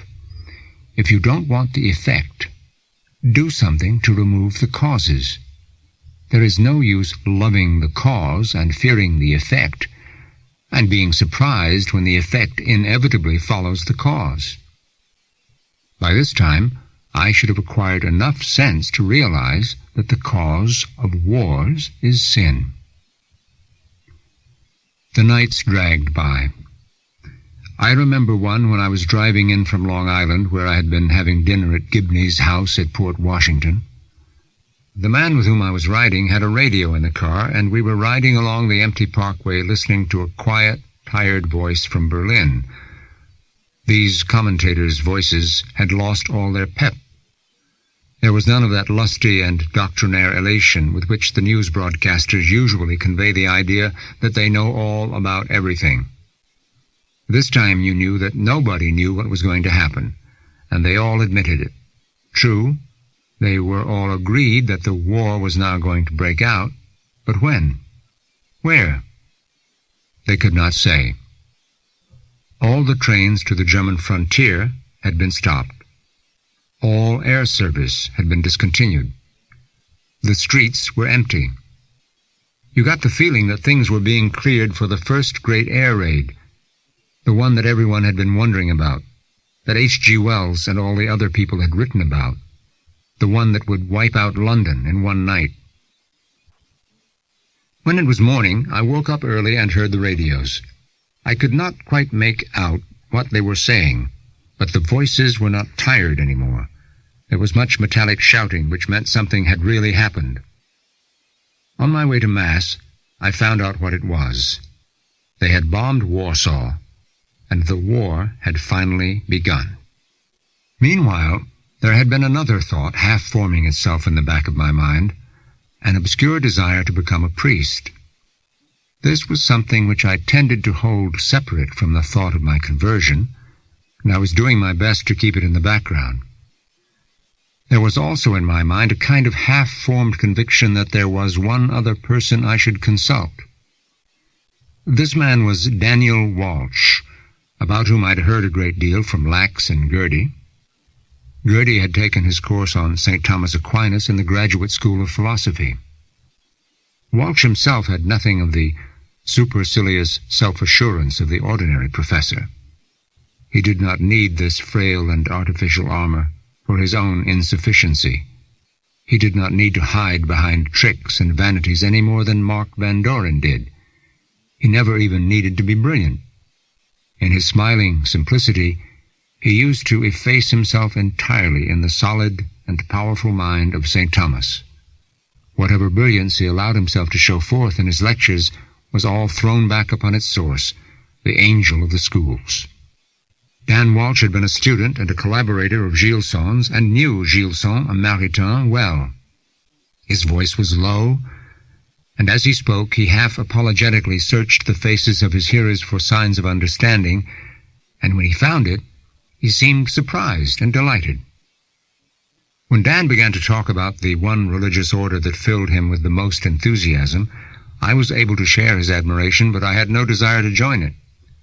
It was the order of Cistercians, the Cistercians of the strict observance. The very title made me shiver, and so did their commoner name, the Trappists. Last summer, Dan said, I made a retreat at a Trappist monastery in Kentucky. It is called Our Lady of Gethsemani. Did you ever hear of it? And he began to tell me about the place, how he had been staying with some friends, and they had driven him over to the monastery. Dan had stayed in the Trappist monastery a week.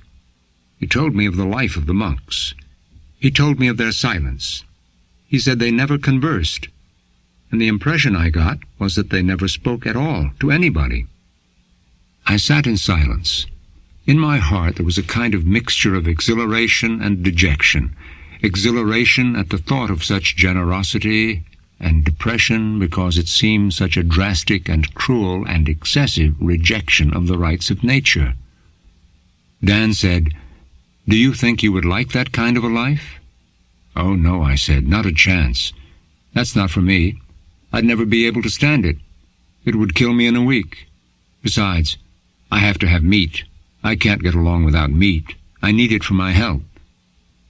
"Well," said Dan, "it's a good thing you know yourself so well." What was this curse that was on me? That I could not translate belief into action, and my knowledge of God into a concrete campaign for possessing Him, whom I knew to be the only true good. No, I was content to speculate and argue, and I think the reason is that my knowledge was too much a mere matter of natural and intellectual consideration. In such an event, you get not contemplation, but a kind of intellectual and aesthetic gluttony, a high and refined and even virtuous form of selfishness. And when it leads to no movement of the will towards God, no efficacious love of Him, it is sterile and dead. My planned visit to Cuba in the spring of 1940 was delayed by an illness that would prove providential. A brief convalescence hastened by sacramental bread and the sweet succor of Dante's Paradiso revealed a grace more permanent and powerful than I had ever known. I emerged from the hospital better prepared for the experience of Cuba, the palpable and effective movement of recalcitrant will. I told myself that the reason why I had come to Cuba was to make a pilgrimage to Our Lady of Cobre. And I did in fact make a kind of a pilgrimage, but it was one of those medieval pilgrimages that was 9/10 vacation and 1/10 pilgrimage. I was learning a thing that could not be completely learned except in a culture that is at least outwardly Catholic. One needs the atmosphere of French or Spanish or Italian Catholicism before there is any possibility of a complete and total experience of all the natural and sensible joys that overflow from the sacramental life. I found out something else, too, and something vastly more important. It was something that made me realize all of a sudden, not merely intellectually but experimentally, the real uselessness of what I had been half deliberately looking for. And this experience opened another door. Not a way to a kind of writing, but a way to a world infinitely new, a world that was out of this world of ours entirely, and which transcended it infinitely, and which was not a world, but which was God Himself. I was in the church of St. Francis at Havana. It was a Sunday. Up in front, before the altar, there were rows and rows of children crowded together. I was far in the back of the church, but I could see the heads of those children. It came time for the consecration. The priest raised the host. Then he raised the chalice. When he put the chalice down on the altar, suddenly a friar in his brown robe and white cord stood up in front of the children, and all at once the voices of the children burst out, "Creo en Dios." I believe in God, the Father Almighty, the Creator of heaven and earth. The creed. But that cry, "Creo en Dios," it was loud and bright and sudden and glad and triumphant. It was a good big shout that came from all those Cuban children, a joyous affirmation of faith. Then, as sudden as the shout and as definite and 1,000 times more bright, there formed in my mind an awareness, an understanding, a realization of what had just taken place on the altar, at the consecration, a realization of God made present by the words of consecration in a way that made Him belong to me. But what a thing it was, this awareness! It was so intangible, and yet it struck me like a thunderclap. It was a light that was so bright that it had no relation to any visible light, and so profound and so intimate that it seemed like a neutralization of every lesser experience. And yet the thing that struck me most of all was that this light was, in a certain sense, ordinary. It was a light, and this most of all was what took my breath away, that was offered to all, to everybody, and there was nothing fancy or strange about it. It was the light of faith, deepened and reduced to an extreme and sudden obviousness. It was as if I had been suddenly illuminated by being blinded by the manifestation of God's presence. The reason why this light was blinding and neutralizing was that there was and could be simply nothing in it of sense or imagination. When I call it a light, that is a metaphor which I am using, long after the fact. But at the moment, another overwhelming thing about this awareness was that it disarmed all images, all metaphors, and cut through the whole skein of species and phantasms with which we naturally do our thinking. It ignored all sense experience in order to strike directly at the heart of truth, as if a sudden and immediate contact had been established between my intellect and the truth, who was now physically, really, and substantially before me on the altar. But this contact was not something speculative and abstract. It was concrete and experimental and belonged to the order of knowledge. Yes, but more still, to the order of love. Another thing about it was that this light was something far above and beyond the level of any desire or appetite I had ever yet been aware of. It was purified of all emotion and cleansed of everything that savored of sensible yearnings. It was love, as clean and direct as vision, and it flew straight to the possession of the truth it loved. It lasted only a moment, but it left a breathless joy and a clean peace and happiness that stayed for hours, and it was something I have never forgotten. The strange thing about this light was that although it seemed so ordinary in the sense I have mentioned, and so accessible, there was no way of recapturing it. In fact, I did not even know how to start trying to reconstruct the experience or bring it back if I wanted to, except to make acts of faith and love. But it was easy to see that there was nothing I could do to give any act of faith that peculiar quality of sudden obviousness. That was a gift, and had to come from somewhere else, beyond and above myself. In the fall of 1940, I returned to the United States and accepted a faculty position at St. Bonaventure's College in upstate New York. In the second week of September, with a trunk full of books and a typewriter and an old portable phonograph, I moved into the little room that was assigned to me on the second floor of the big red brick building that was both a dormitory and a monastery. It amazed me how swiftly my life fell into a plan of fruitful and pleasant organization. By this time I had managed to get myself free from all the habits and luxuries that people in the world think they need for their comfort and amusement.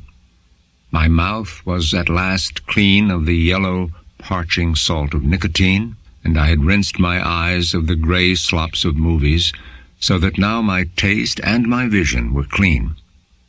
And I had thrown away the books that soiled my heart, and my ears too had been cleansed of all wild and fierce noises, and had poured into them peace, peace. Best of all, my will was in order. My soul was in harmony with itself and with God, though not without battle and not without cost. That was a price I had to pay, or lose my life altogether, so there was no alternative but wait in patience and let myself be ground out between the upper and nether millstones of the two conflicting laws within me. That winter, when I was talking about the England of Langland and Chaucer and Shakespeare and Webster, the war machine of totalitarian Germany had turned to devour that island and morning after morning, when I glanced at the New York Times in the library between classes, I read the headlines about the cities that had been cut to pieces with bombs.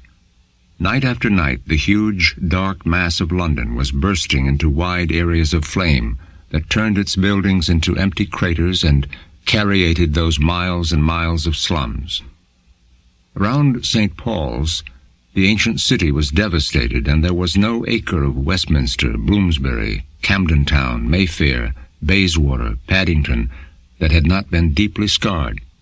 Coventry was razed to the ground. Bristol, Birmingham, Sheffield, Newcastle were all raided, and the land was full of blood and smoke.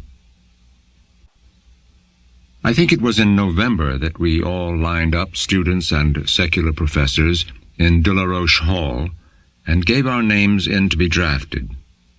The whole process was an extremely quiet and unmomentous one. The room was not even crowded. You didn't even have the boredom of waiting.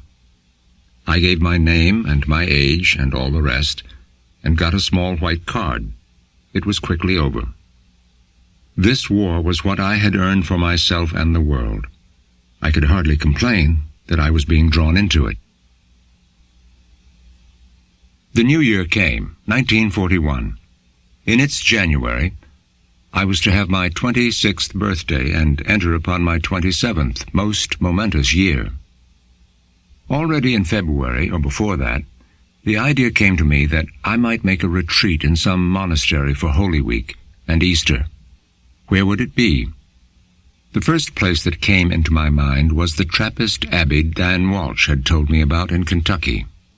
And as soon as I thought about it, I saw that this was the only choice. That was where I needed to go.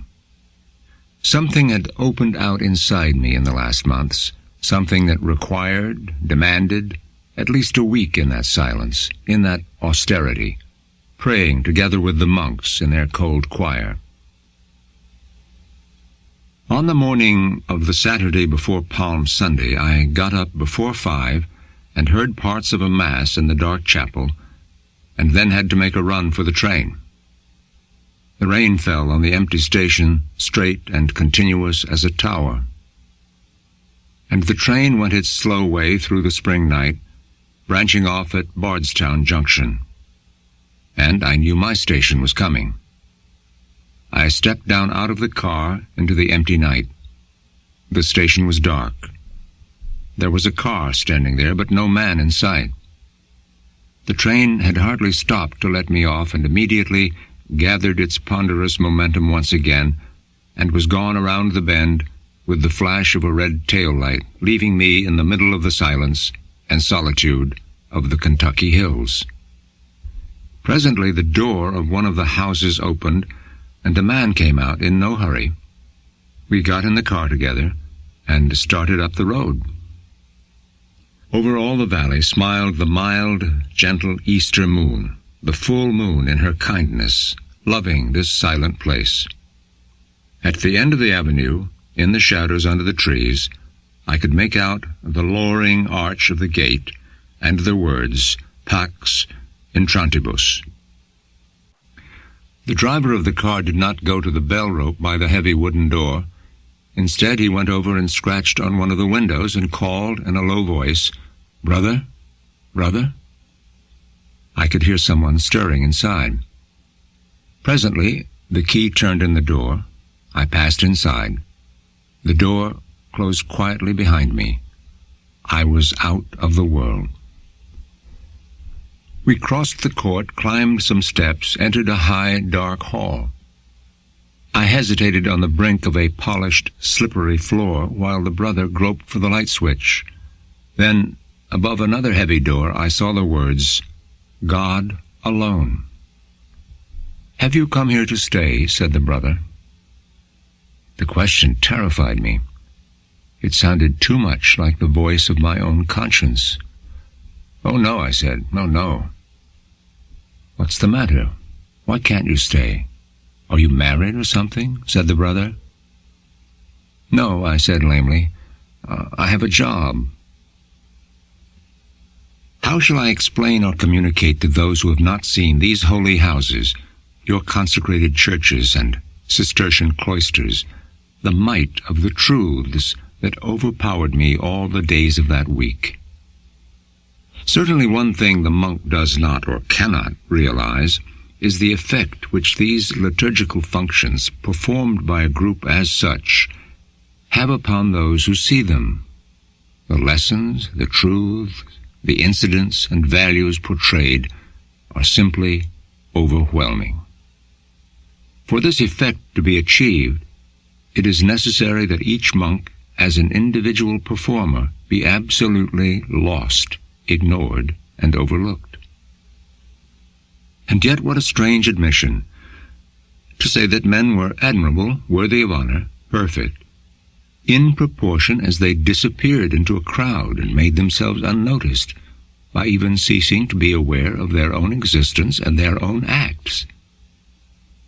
Excellence here was in proportion to obscurity. The one who was best was the one who was least observed, least distinguished. Only faults and mistakes drew attention to the individual. The logic of the Cistercian life was, then, the complete opposite to the logic of the world, in which men put themselves forward so that the most excellent is the one who stands out, the one who is eminent above the rest to attract attention. But what was the answer to this paradox? Simply that the monk, in hiding himself from the world, becomes not less himself, not less of a person, but more of a person, more truly and perfectly himself. The logic of worldly success rests on a fallacy, the strange error that our perfection depends on the thoughts and opinions and applause of other men. A weird life it is, indeed, to be living always in somebody else's imagination, as if that were the only place in which one could at last become real. How did I ever get back out of there, into the world, after tasting the sweetness and the kindness of the love with which you welcome those who come to stay in your house, even only for a few days? Back at St. Bonaventure, where the spring I had already met in Kentucky finally caught up with me again several weeks later, I walked in the woods in the sun, under the pale blossoms of the wild cherry trees. The fight went on in my mind. There was one absurd, crazy thing that held me up. It was a kind of a blind impulse, confused, obscure, irrational. I can hardly identify it as it actually was, because its true nature escaped me. It was so blind, so elemental. But it amounted to a vague, subconscious fear. By now the problem had resolved itself into one practical issue. Why don't I consult somebody about the whole question? Why don't I write to the Abbot of Gethsemani and tell him all about my case, and ask him his opinion? In fact, I was almost as ignorant as I was before, except for one thing. Deep down, underneath all the perplexity, I had a kind of a conviction that this was a genuine answer, and that the problem was indeed someday going to end up that way. I was going to be a Trappist. The weeks went on, and the weather began to show signs of summer when John Paul suddenly arrived at St. Bonaventure's on his way back from Mexico. The back seat of his Buick was full of Mexican records and pictures and strange objects, and a revolver and big colored baskets, and he was looking relatively well and happy. We spent a couple of afternoons driving around through the hills and talking, or just driving and not talking. He had been to Yucatan, as he had planned, and he had been to Puebla, and he had just missed being in an earthquake in Mexico City, and he had lent a lot of money to some gent who owned a ranch near San Luis Potosí. On the same ranch he had shot with his revolver a poisonous snake some 6 feet long. "Do you expect to get that money back?" I asked him. "Or if he doesn't pay me, I'll have a share in his ranch," said John Paul without concern. But at the moment he was heading back towards Ithaca.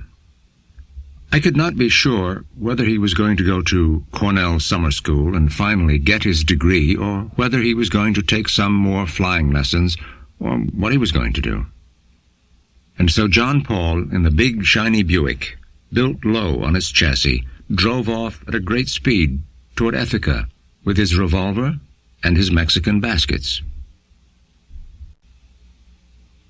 After that, things began to move fast. It was the end of November. All the days were short and dark. On the Thursday of that week, in the evening, I suddenly found myself filled with a vivid conviction. The time has come for me to go and be a Trappist. Where had that thought come from? All I knew was that it was suddenly there. And it was something powerful, irresistible, clear. My mind was literally full of this conviction. And yet in the way stood hesitation, that old business. But now there could be no delaying. I must finish with that once and for all, and get an answer. I must talk to somebody who would settle it. It could be done in 5 minutes. And now was the time. Now. Without delay, I wrote to the Abbot of Gethsemani, asking permission to come and make a retreat at Christmas time. I tried to frame my request in words that hinted I was coming as a postulant without giving them an opportunity to refuse me before I had at least put one foot inside the door. I had barely got a reply from Gethsemane, telling me that I was welcome to come there at Christmas, when another letter came in the mail. The envelope was familiar and frightening. It bore the stamp of the draft board.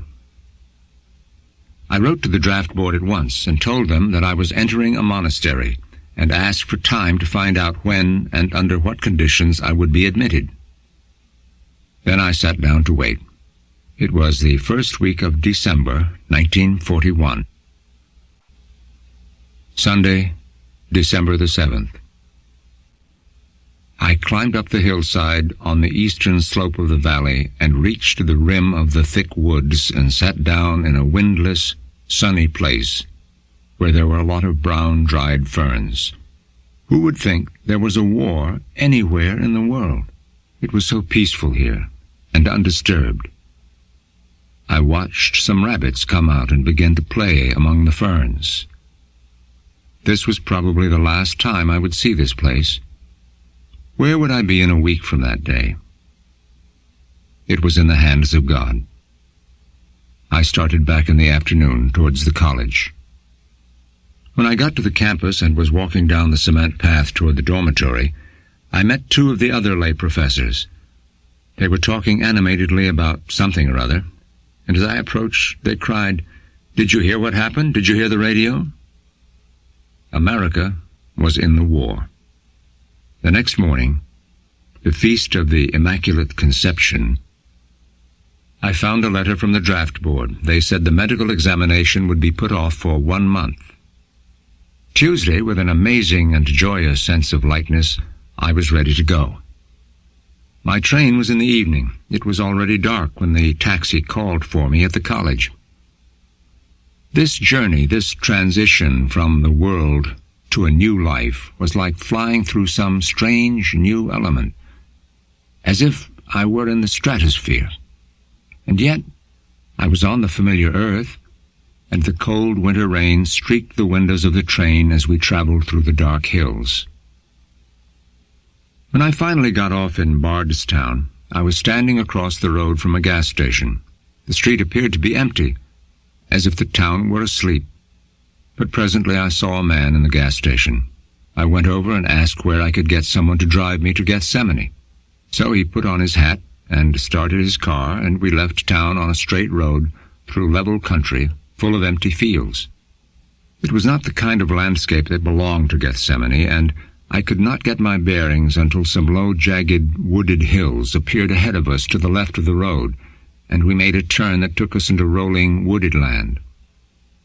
Then I saw that high, familiar spire. I rang the bell at the gate. It let fall a dull and unresonant note inside the empty court. My man got in his car and went away. Nobody came. I could hear somebody moving around inside the gatehouse. I did not ring again. Presently, the window opened, and Brother Matthew looked out between the bars with his clear eyes and graying beard. "Hello, brother," I said. He recognized me, glanced at the suitcase, and said, "This time have you come to stay?" "Yes, brother, if you'll pray for me," I said. Brother nodded and raised his hand to close the window. "That's what I've been doing," he said, "praying for you." So Brother Matthew locked the gate behind me, and I was enclosed in the four walls of my new freedom. The monastery is a school in which we learn from God how to be happy. Our happiness consists in sharing the happiness of God, the perfection of His unlimited freedom, the perfection of His love. What has to be healed in us is our true nature made in the likeness of God. What we have to learn is love. The healing and the learning are the same thing, for at the very core of our essence we are constituted in God's likeness by our freedom, and the exercise of that freedom is nothing else but the exercise of disinterested love, the love of God for His own sake, because He is God. The beginning of love is truth, and before He will give us His love, God must cleanse our souls of the lies that are in them. And the most effective way of detaching us from ourselves is to make us detest ourselves as we have made ourselves by sin, in order that we may love Him reflected in our souls as He has remade them by His love. That is the meaning of the contemplative life. And the sense of all the apparently meaningless little rules and observances and fasts and obediences and penances and humiliations and labors that go to make up the routine of existence in a contemplative monastery.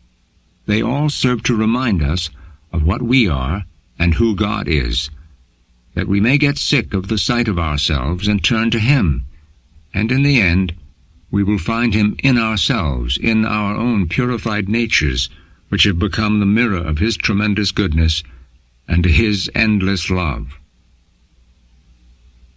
Liturgically speaking, you could hardly find a better time to become a monk than Advent.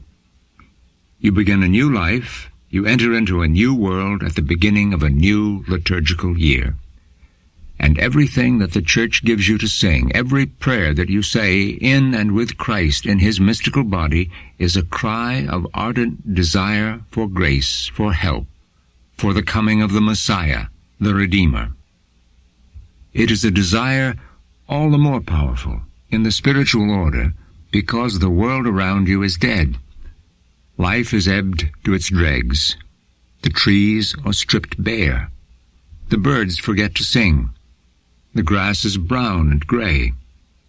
You go out into the fields with mattocks to dig up the briars. The sun gives its light, as it were, in faint, intermittent explosions. As soon as Paschal time was well begun, we were planting peas and beans, and when it ended, we were picking them. Then, in May, they cut the first crop of alfalfa in St. Joseph's field, and from then on the novices were going out morning and afternoon in their long line, Indian file, straw hats on their heads with pitchforks to hay fields in all quarters of the farm. In June, when the Kentucky sun has worked up his full anger and stands almost at zenith, beating the clay furrows with his raging heat, it begins to be the season of the Cistercians' true penance. It is then that the little green flag begins to appear in the small cloister to announce that we no longer have to wear our cowls in the intervals and in the refectory. But even then, no matter how motionless you remain out under the trees, everything you have on is soaked in sweat, and the woods begin to sizzle with 1,000 crickets, and their din fills the cloister court, and echoes around the brick walls and the tiled floors of the cloister, and makes the monastery sound like a gigantic frying pan standing over a fire. This is the time when the choir begins to fill with flies, and you have to bite your lip to keep your resolution about never swatting them as they crawl over your forehead and into your eyes while you're trying to sing. This is when you really begin to feel the weight of our so-called active contemplation, with all the accidental additions that it acquires at Gethsemane. You begin to understand the truth of the fact that the old Trappists of the 18th and 19th centuries saw in the exercises of contemplation, the choral office and mental prayer and so on, principally a means of penance and self-punishment. And so it is the season when novices give up and go back to the world. They give up at other times too, but summer is their hardest test. Now at the beginning of July, we were in the midst of the harvest, getting in the wheat.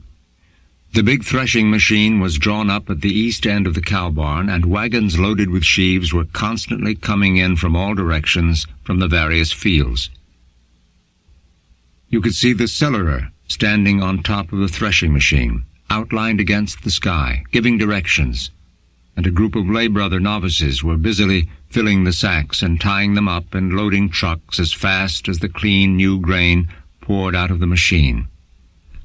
Some of the choir novices were taking the grain down to the mill and unloading the sacks and spilling the wheat out on the granary floor. But most of us were out in the fields. How sweet it is, out in the fields at the end of the long summer afternoons. The sun is no longer raging at you, and the woods are beginning to throw long blue shadows over the stubble fields where the golden shocks are standing. The sky is cool, and you can see the pale half-moon smiling over the monastery in the distance.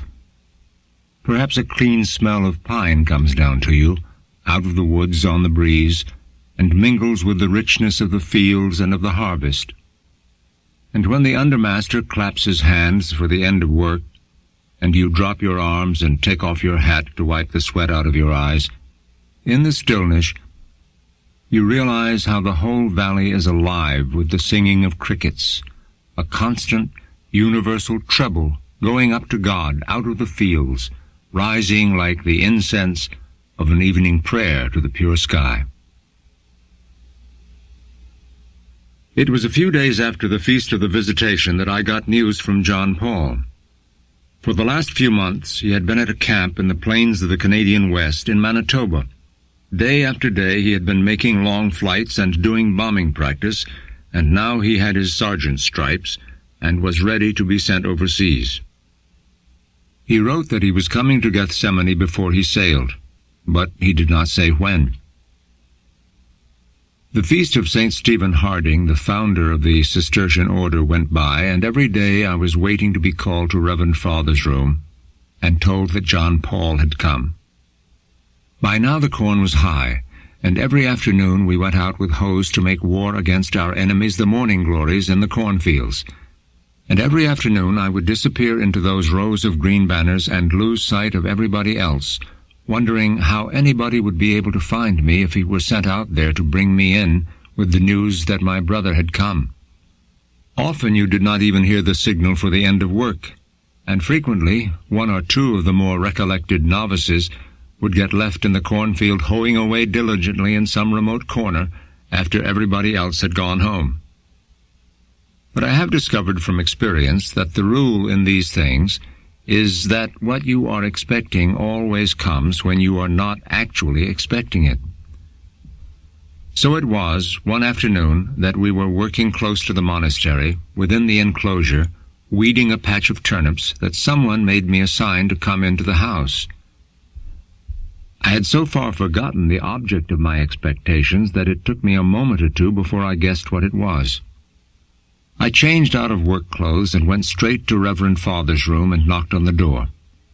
He flashed the "Please wait" sign, that is worked from the button at his desk, and so there was nothing for it but to sit down and wait, which I did for the next half hour. Finally, Reverend Father discovered that I was there and sent for my brother, who presently came along the hall with Brother Alexander. He was looking very well and standing very straight, and his shoulders, which were always broad, were now completely square. As soon as we were alone in his room, I began to ask him if he didn't want to get baptized. "I sort of hoped I could be," he said. "Tell me," I said, "how much instruction have you had anyway?" "Not much," he said. After I had questioned him some more, it turned out that "not much" was a euphemism for none at all. So the next day I hurried up to John Paul's room with a whole armful of volumes purloined from the novitiate common box, and soon he had a room full of all kinds of books that different people had selected for him to read. If he had wanted to read them all, he would have had to stay in the monastery for 6 months. I spent practically the whole of the morning and afternoon work periods talking my head off about everything I could think of that had something to do with the faith. It was much harder work than my fellow novices were doing out there in the cornfield, and much more exhausting. I think I talked more about faith and the life of grace than anything else, telling him all that I myself had found out by experience, and all that I sensed he wanted most to know. He had not come here to find out a lot of abstract truths. That was clear enough. As soon as I had begun to talk to him, I had seen awaken in his eyes the thirst that was hiding within him, and that had brought him to Gethsemane, for he certainly had not come merely to see me.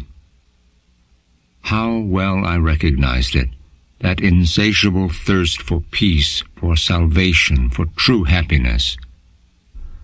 There was no need for any fancy talk or any elaborate argument, no need to try and be clever or to hold his attention by tricks. He was my brother, and I could talk to him straight in the words we both knew, and the charity that was between us would do the rest. You might have expected two brothers at such a time as this to be talking about the old days. In a sense we were. Our own lives, our memories, our family, the house that had served us as a home, the things we had done in order to have what we thought was a good time. All this was indeed the background of our conversation, and in an indirect sort of a way entered very definitely into the subject matter. It was so clearly present that there was no necessity to allude to it. This sorry, complicated past with all its confusions and misunderstandings and mistakes. It was as real and vivid and present as the memory of an automobile accident in the casualty ward where the victims are being brought back to life. Was there any possibility of happiness without faith? Without some principle that transcended everything we had ever known? The house in Douglaston, which my grandparents had built, and which they maintained for 25 years with the icebox constantly full and the carpets all clean and 15 different magazines on the living room table, and a Buick in the garage, and a parrot on the back porch screaming against the neighbor's radio, was the symbol of a life that had brought them nothing but confusions and anxieties and misunderstandings and fits of irritation. It was a house in which Bonmama had sat for hours every day in front of a mirror, rubbing cold cream into her cheeks as if she were going to go to the opera. But she never went to the opera, except perhaps the one she saw before her in her dreams as she sat there in peaceless isolation among the pots of ointment.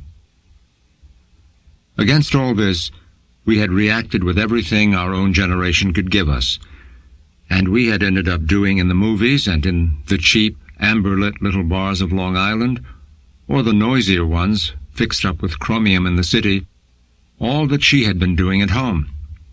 We never went to our own particular kind of operas either. If a man tried to live without grace, not all his works were evil. That was true, certainly. He could do a lot of good things. He could drive a car. That was a good thing. He could read a book. He could swim. He could draw pictures. He could do all the things my brother had done at various times, collect stamps, postcards, butterflies, study chemistry, take photographs, fly a plane, learn Russian. All these things were good in themselves and could be done without grace. But there was absolutely no need to stop and ask him now whether, without the grace of God, any of those pursuits had come anywhere near making him happy. By Saturday afternoon I had told John Paul everything I knew. I had got to the sacramentals and indulgences, and then gone back and given him an explanation of that notion so mysterious to some outside the church, the Sacred Heart. After that I stopped. I was exhausted. I had nothing left to give him. Then I realized, obscurely, that in those last 4 days, the work of 18 or 20 years of my bad example had been washed away and made good by God's love. The evil that had been done by my boasting and showing off and exulting in my own stupidity had been atoned for in my own soul, at the same time as it had been washed out of his, and I was full of peace and gratitude. There flashed into my mind all the scores of times in our forgotten childhood when I had chased John Paul away with stones from the place where my friends and I were building a hut. Sometimes the same image haunts me now that he's dead, as though he were standing helpless in purgatory, depending more or less on me to get him out of there, waiting for my prayers. The next day he was gone. I went to see him off at the gate after chapter. A visitor gave him a ride to Bardstown. As the car was turning around to start down the avenue, John Paul turned around and waved, and it was only then that his expression showed some possibility that he might be realizing, as I did, that we would never see each other on earth again. And so 1943 began, and the weeks hastened on towards Lent. What a relief it was to hear the bells once more on Holy Saturday. What relief to wake up from the sleep of death with a triple hallelujah. Easter that year was as late as it could possibly be, the 25th of April, and there were enough flowers to fill the church with the intoxicating smell of the Kentucky spring, a wild and rich and heady smell of flowers, sweet and full. We came from our light 5 hours' sleep into a church that was full of warm night air and swimming in this rich luxury of odors, and soon began that Easter invitatory that is nothing short of gorgeous in its exaltation. It was into the midst of all this that news from England came. There had been a letter from John Paul among the 2 or 3 that I found under the napkin in the refectory at noon on Holy Saturday. I read it on Easter Monday, and it said that he had been married more or less according to plan, and had gone with his wife to the English lakes for a week or so, and that after that he had been stationed at a new base which put him into the fighting. He had been once or twice to bomb something somewhere, but he did not even give the censor a chance to cut anything out. You could see at once that there was a tremendous change in his attitude towards the war and his part in it. He did not want to talk about it. He had nothing to say. And from the way he said that he didn't want to talk about it, you could see that the experience was terrific. John Paul had at last come face to face with the world that he and I had helped to make.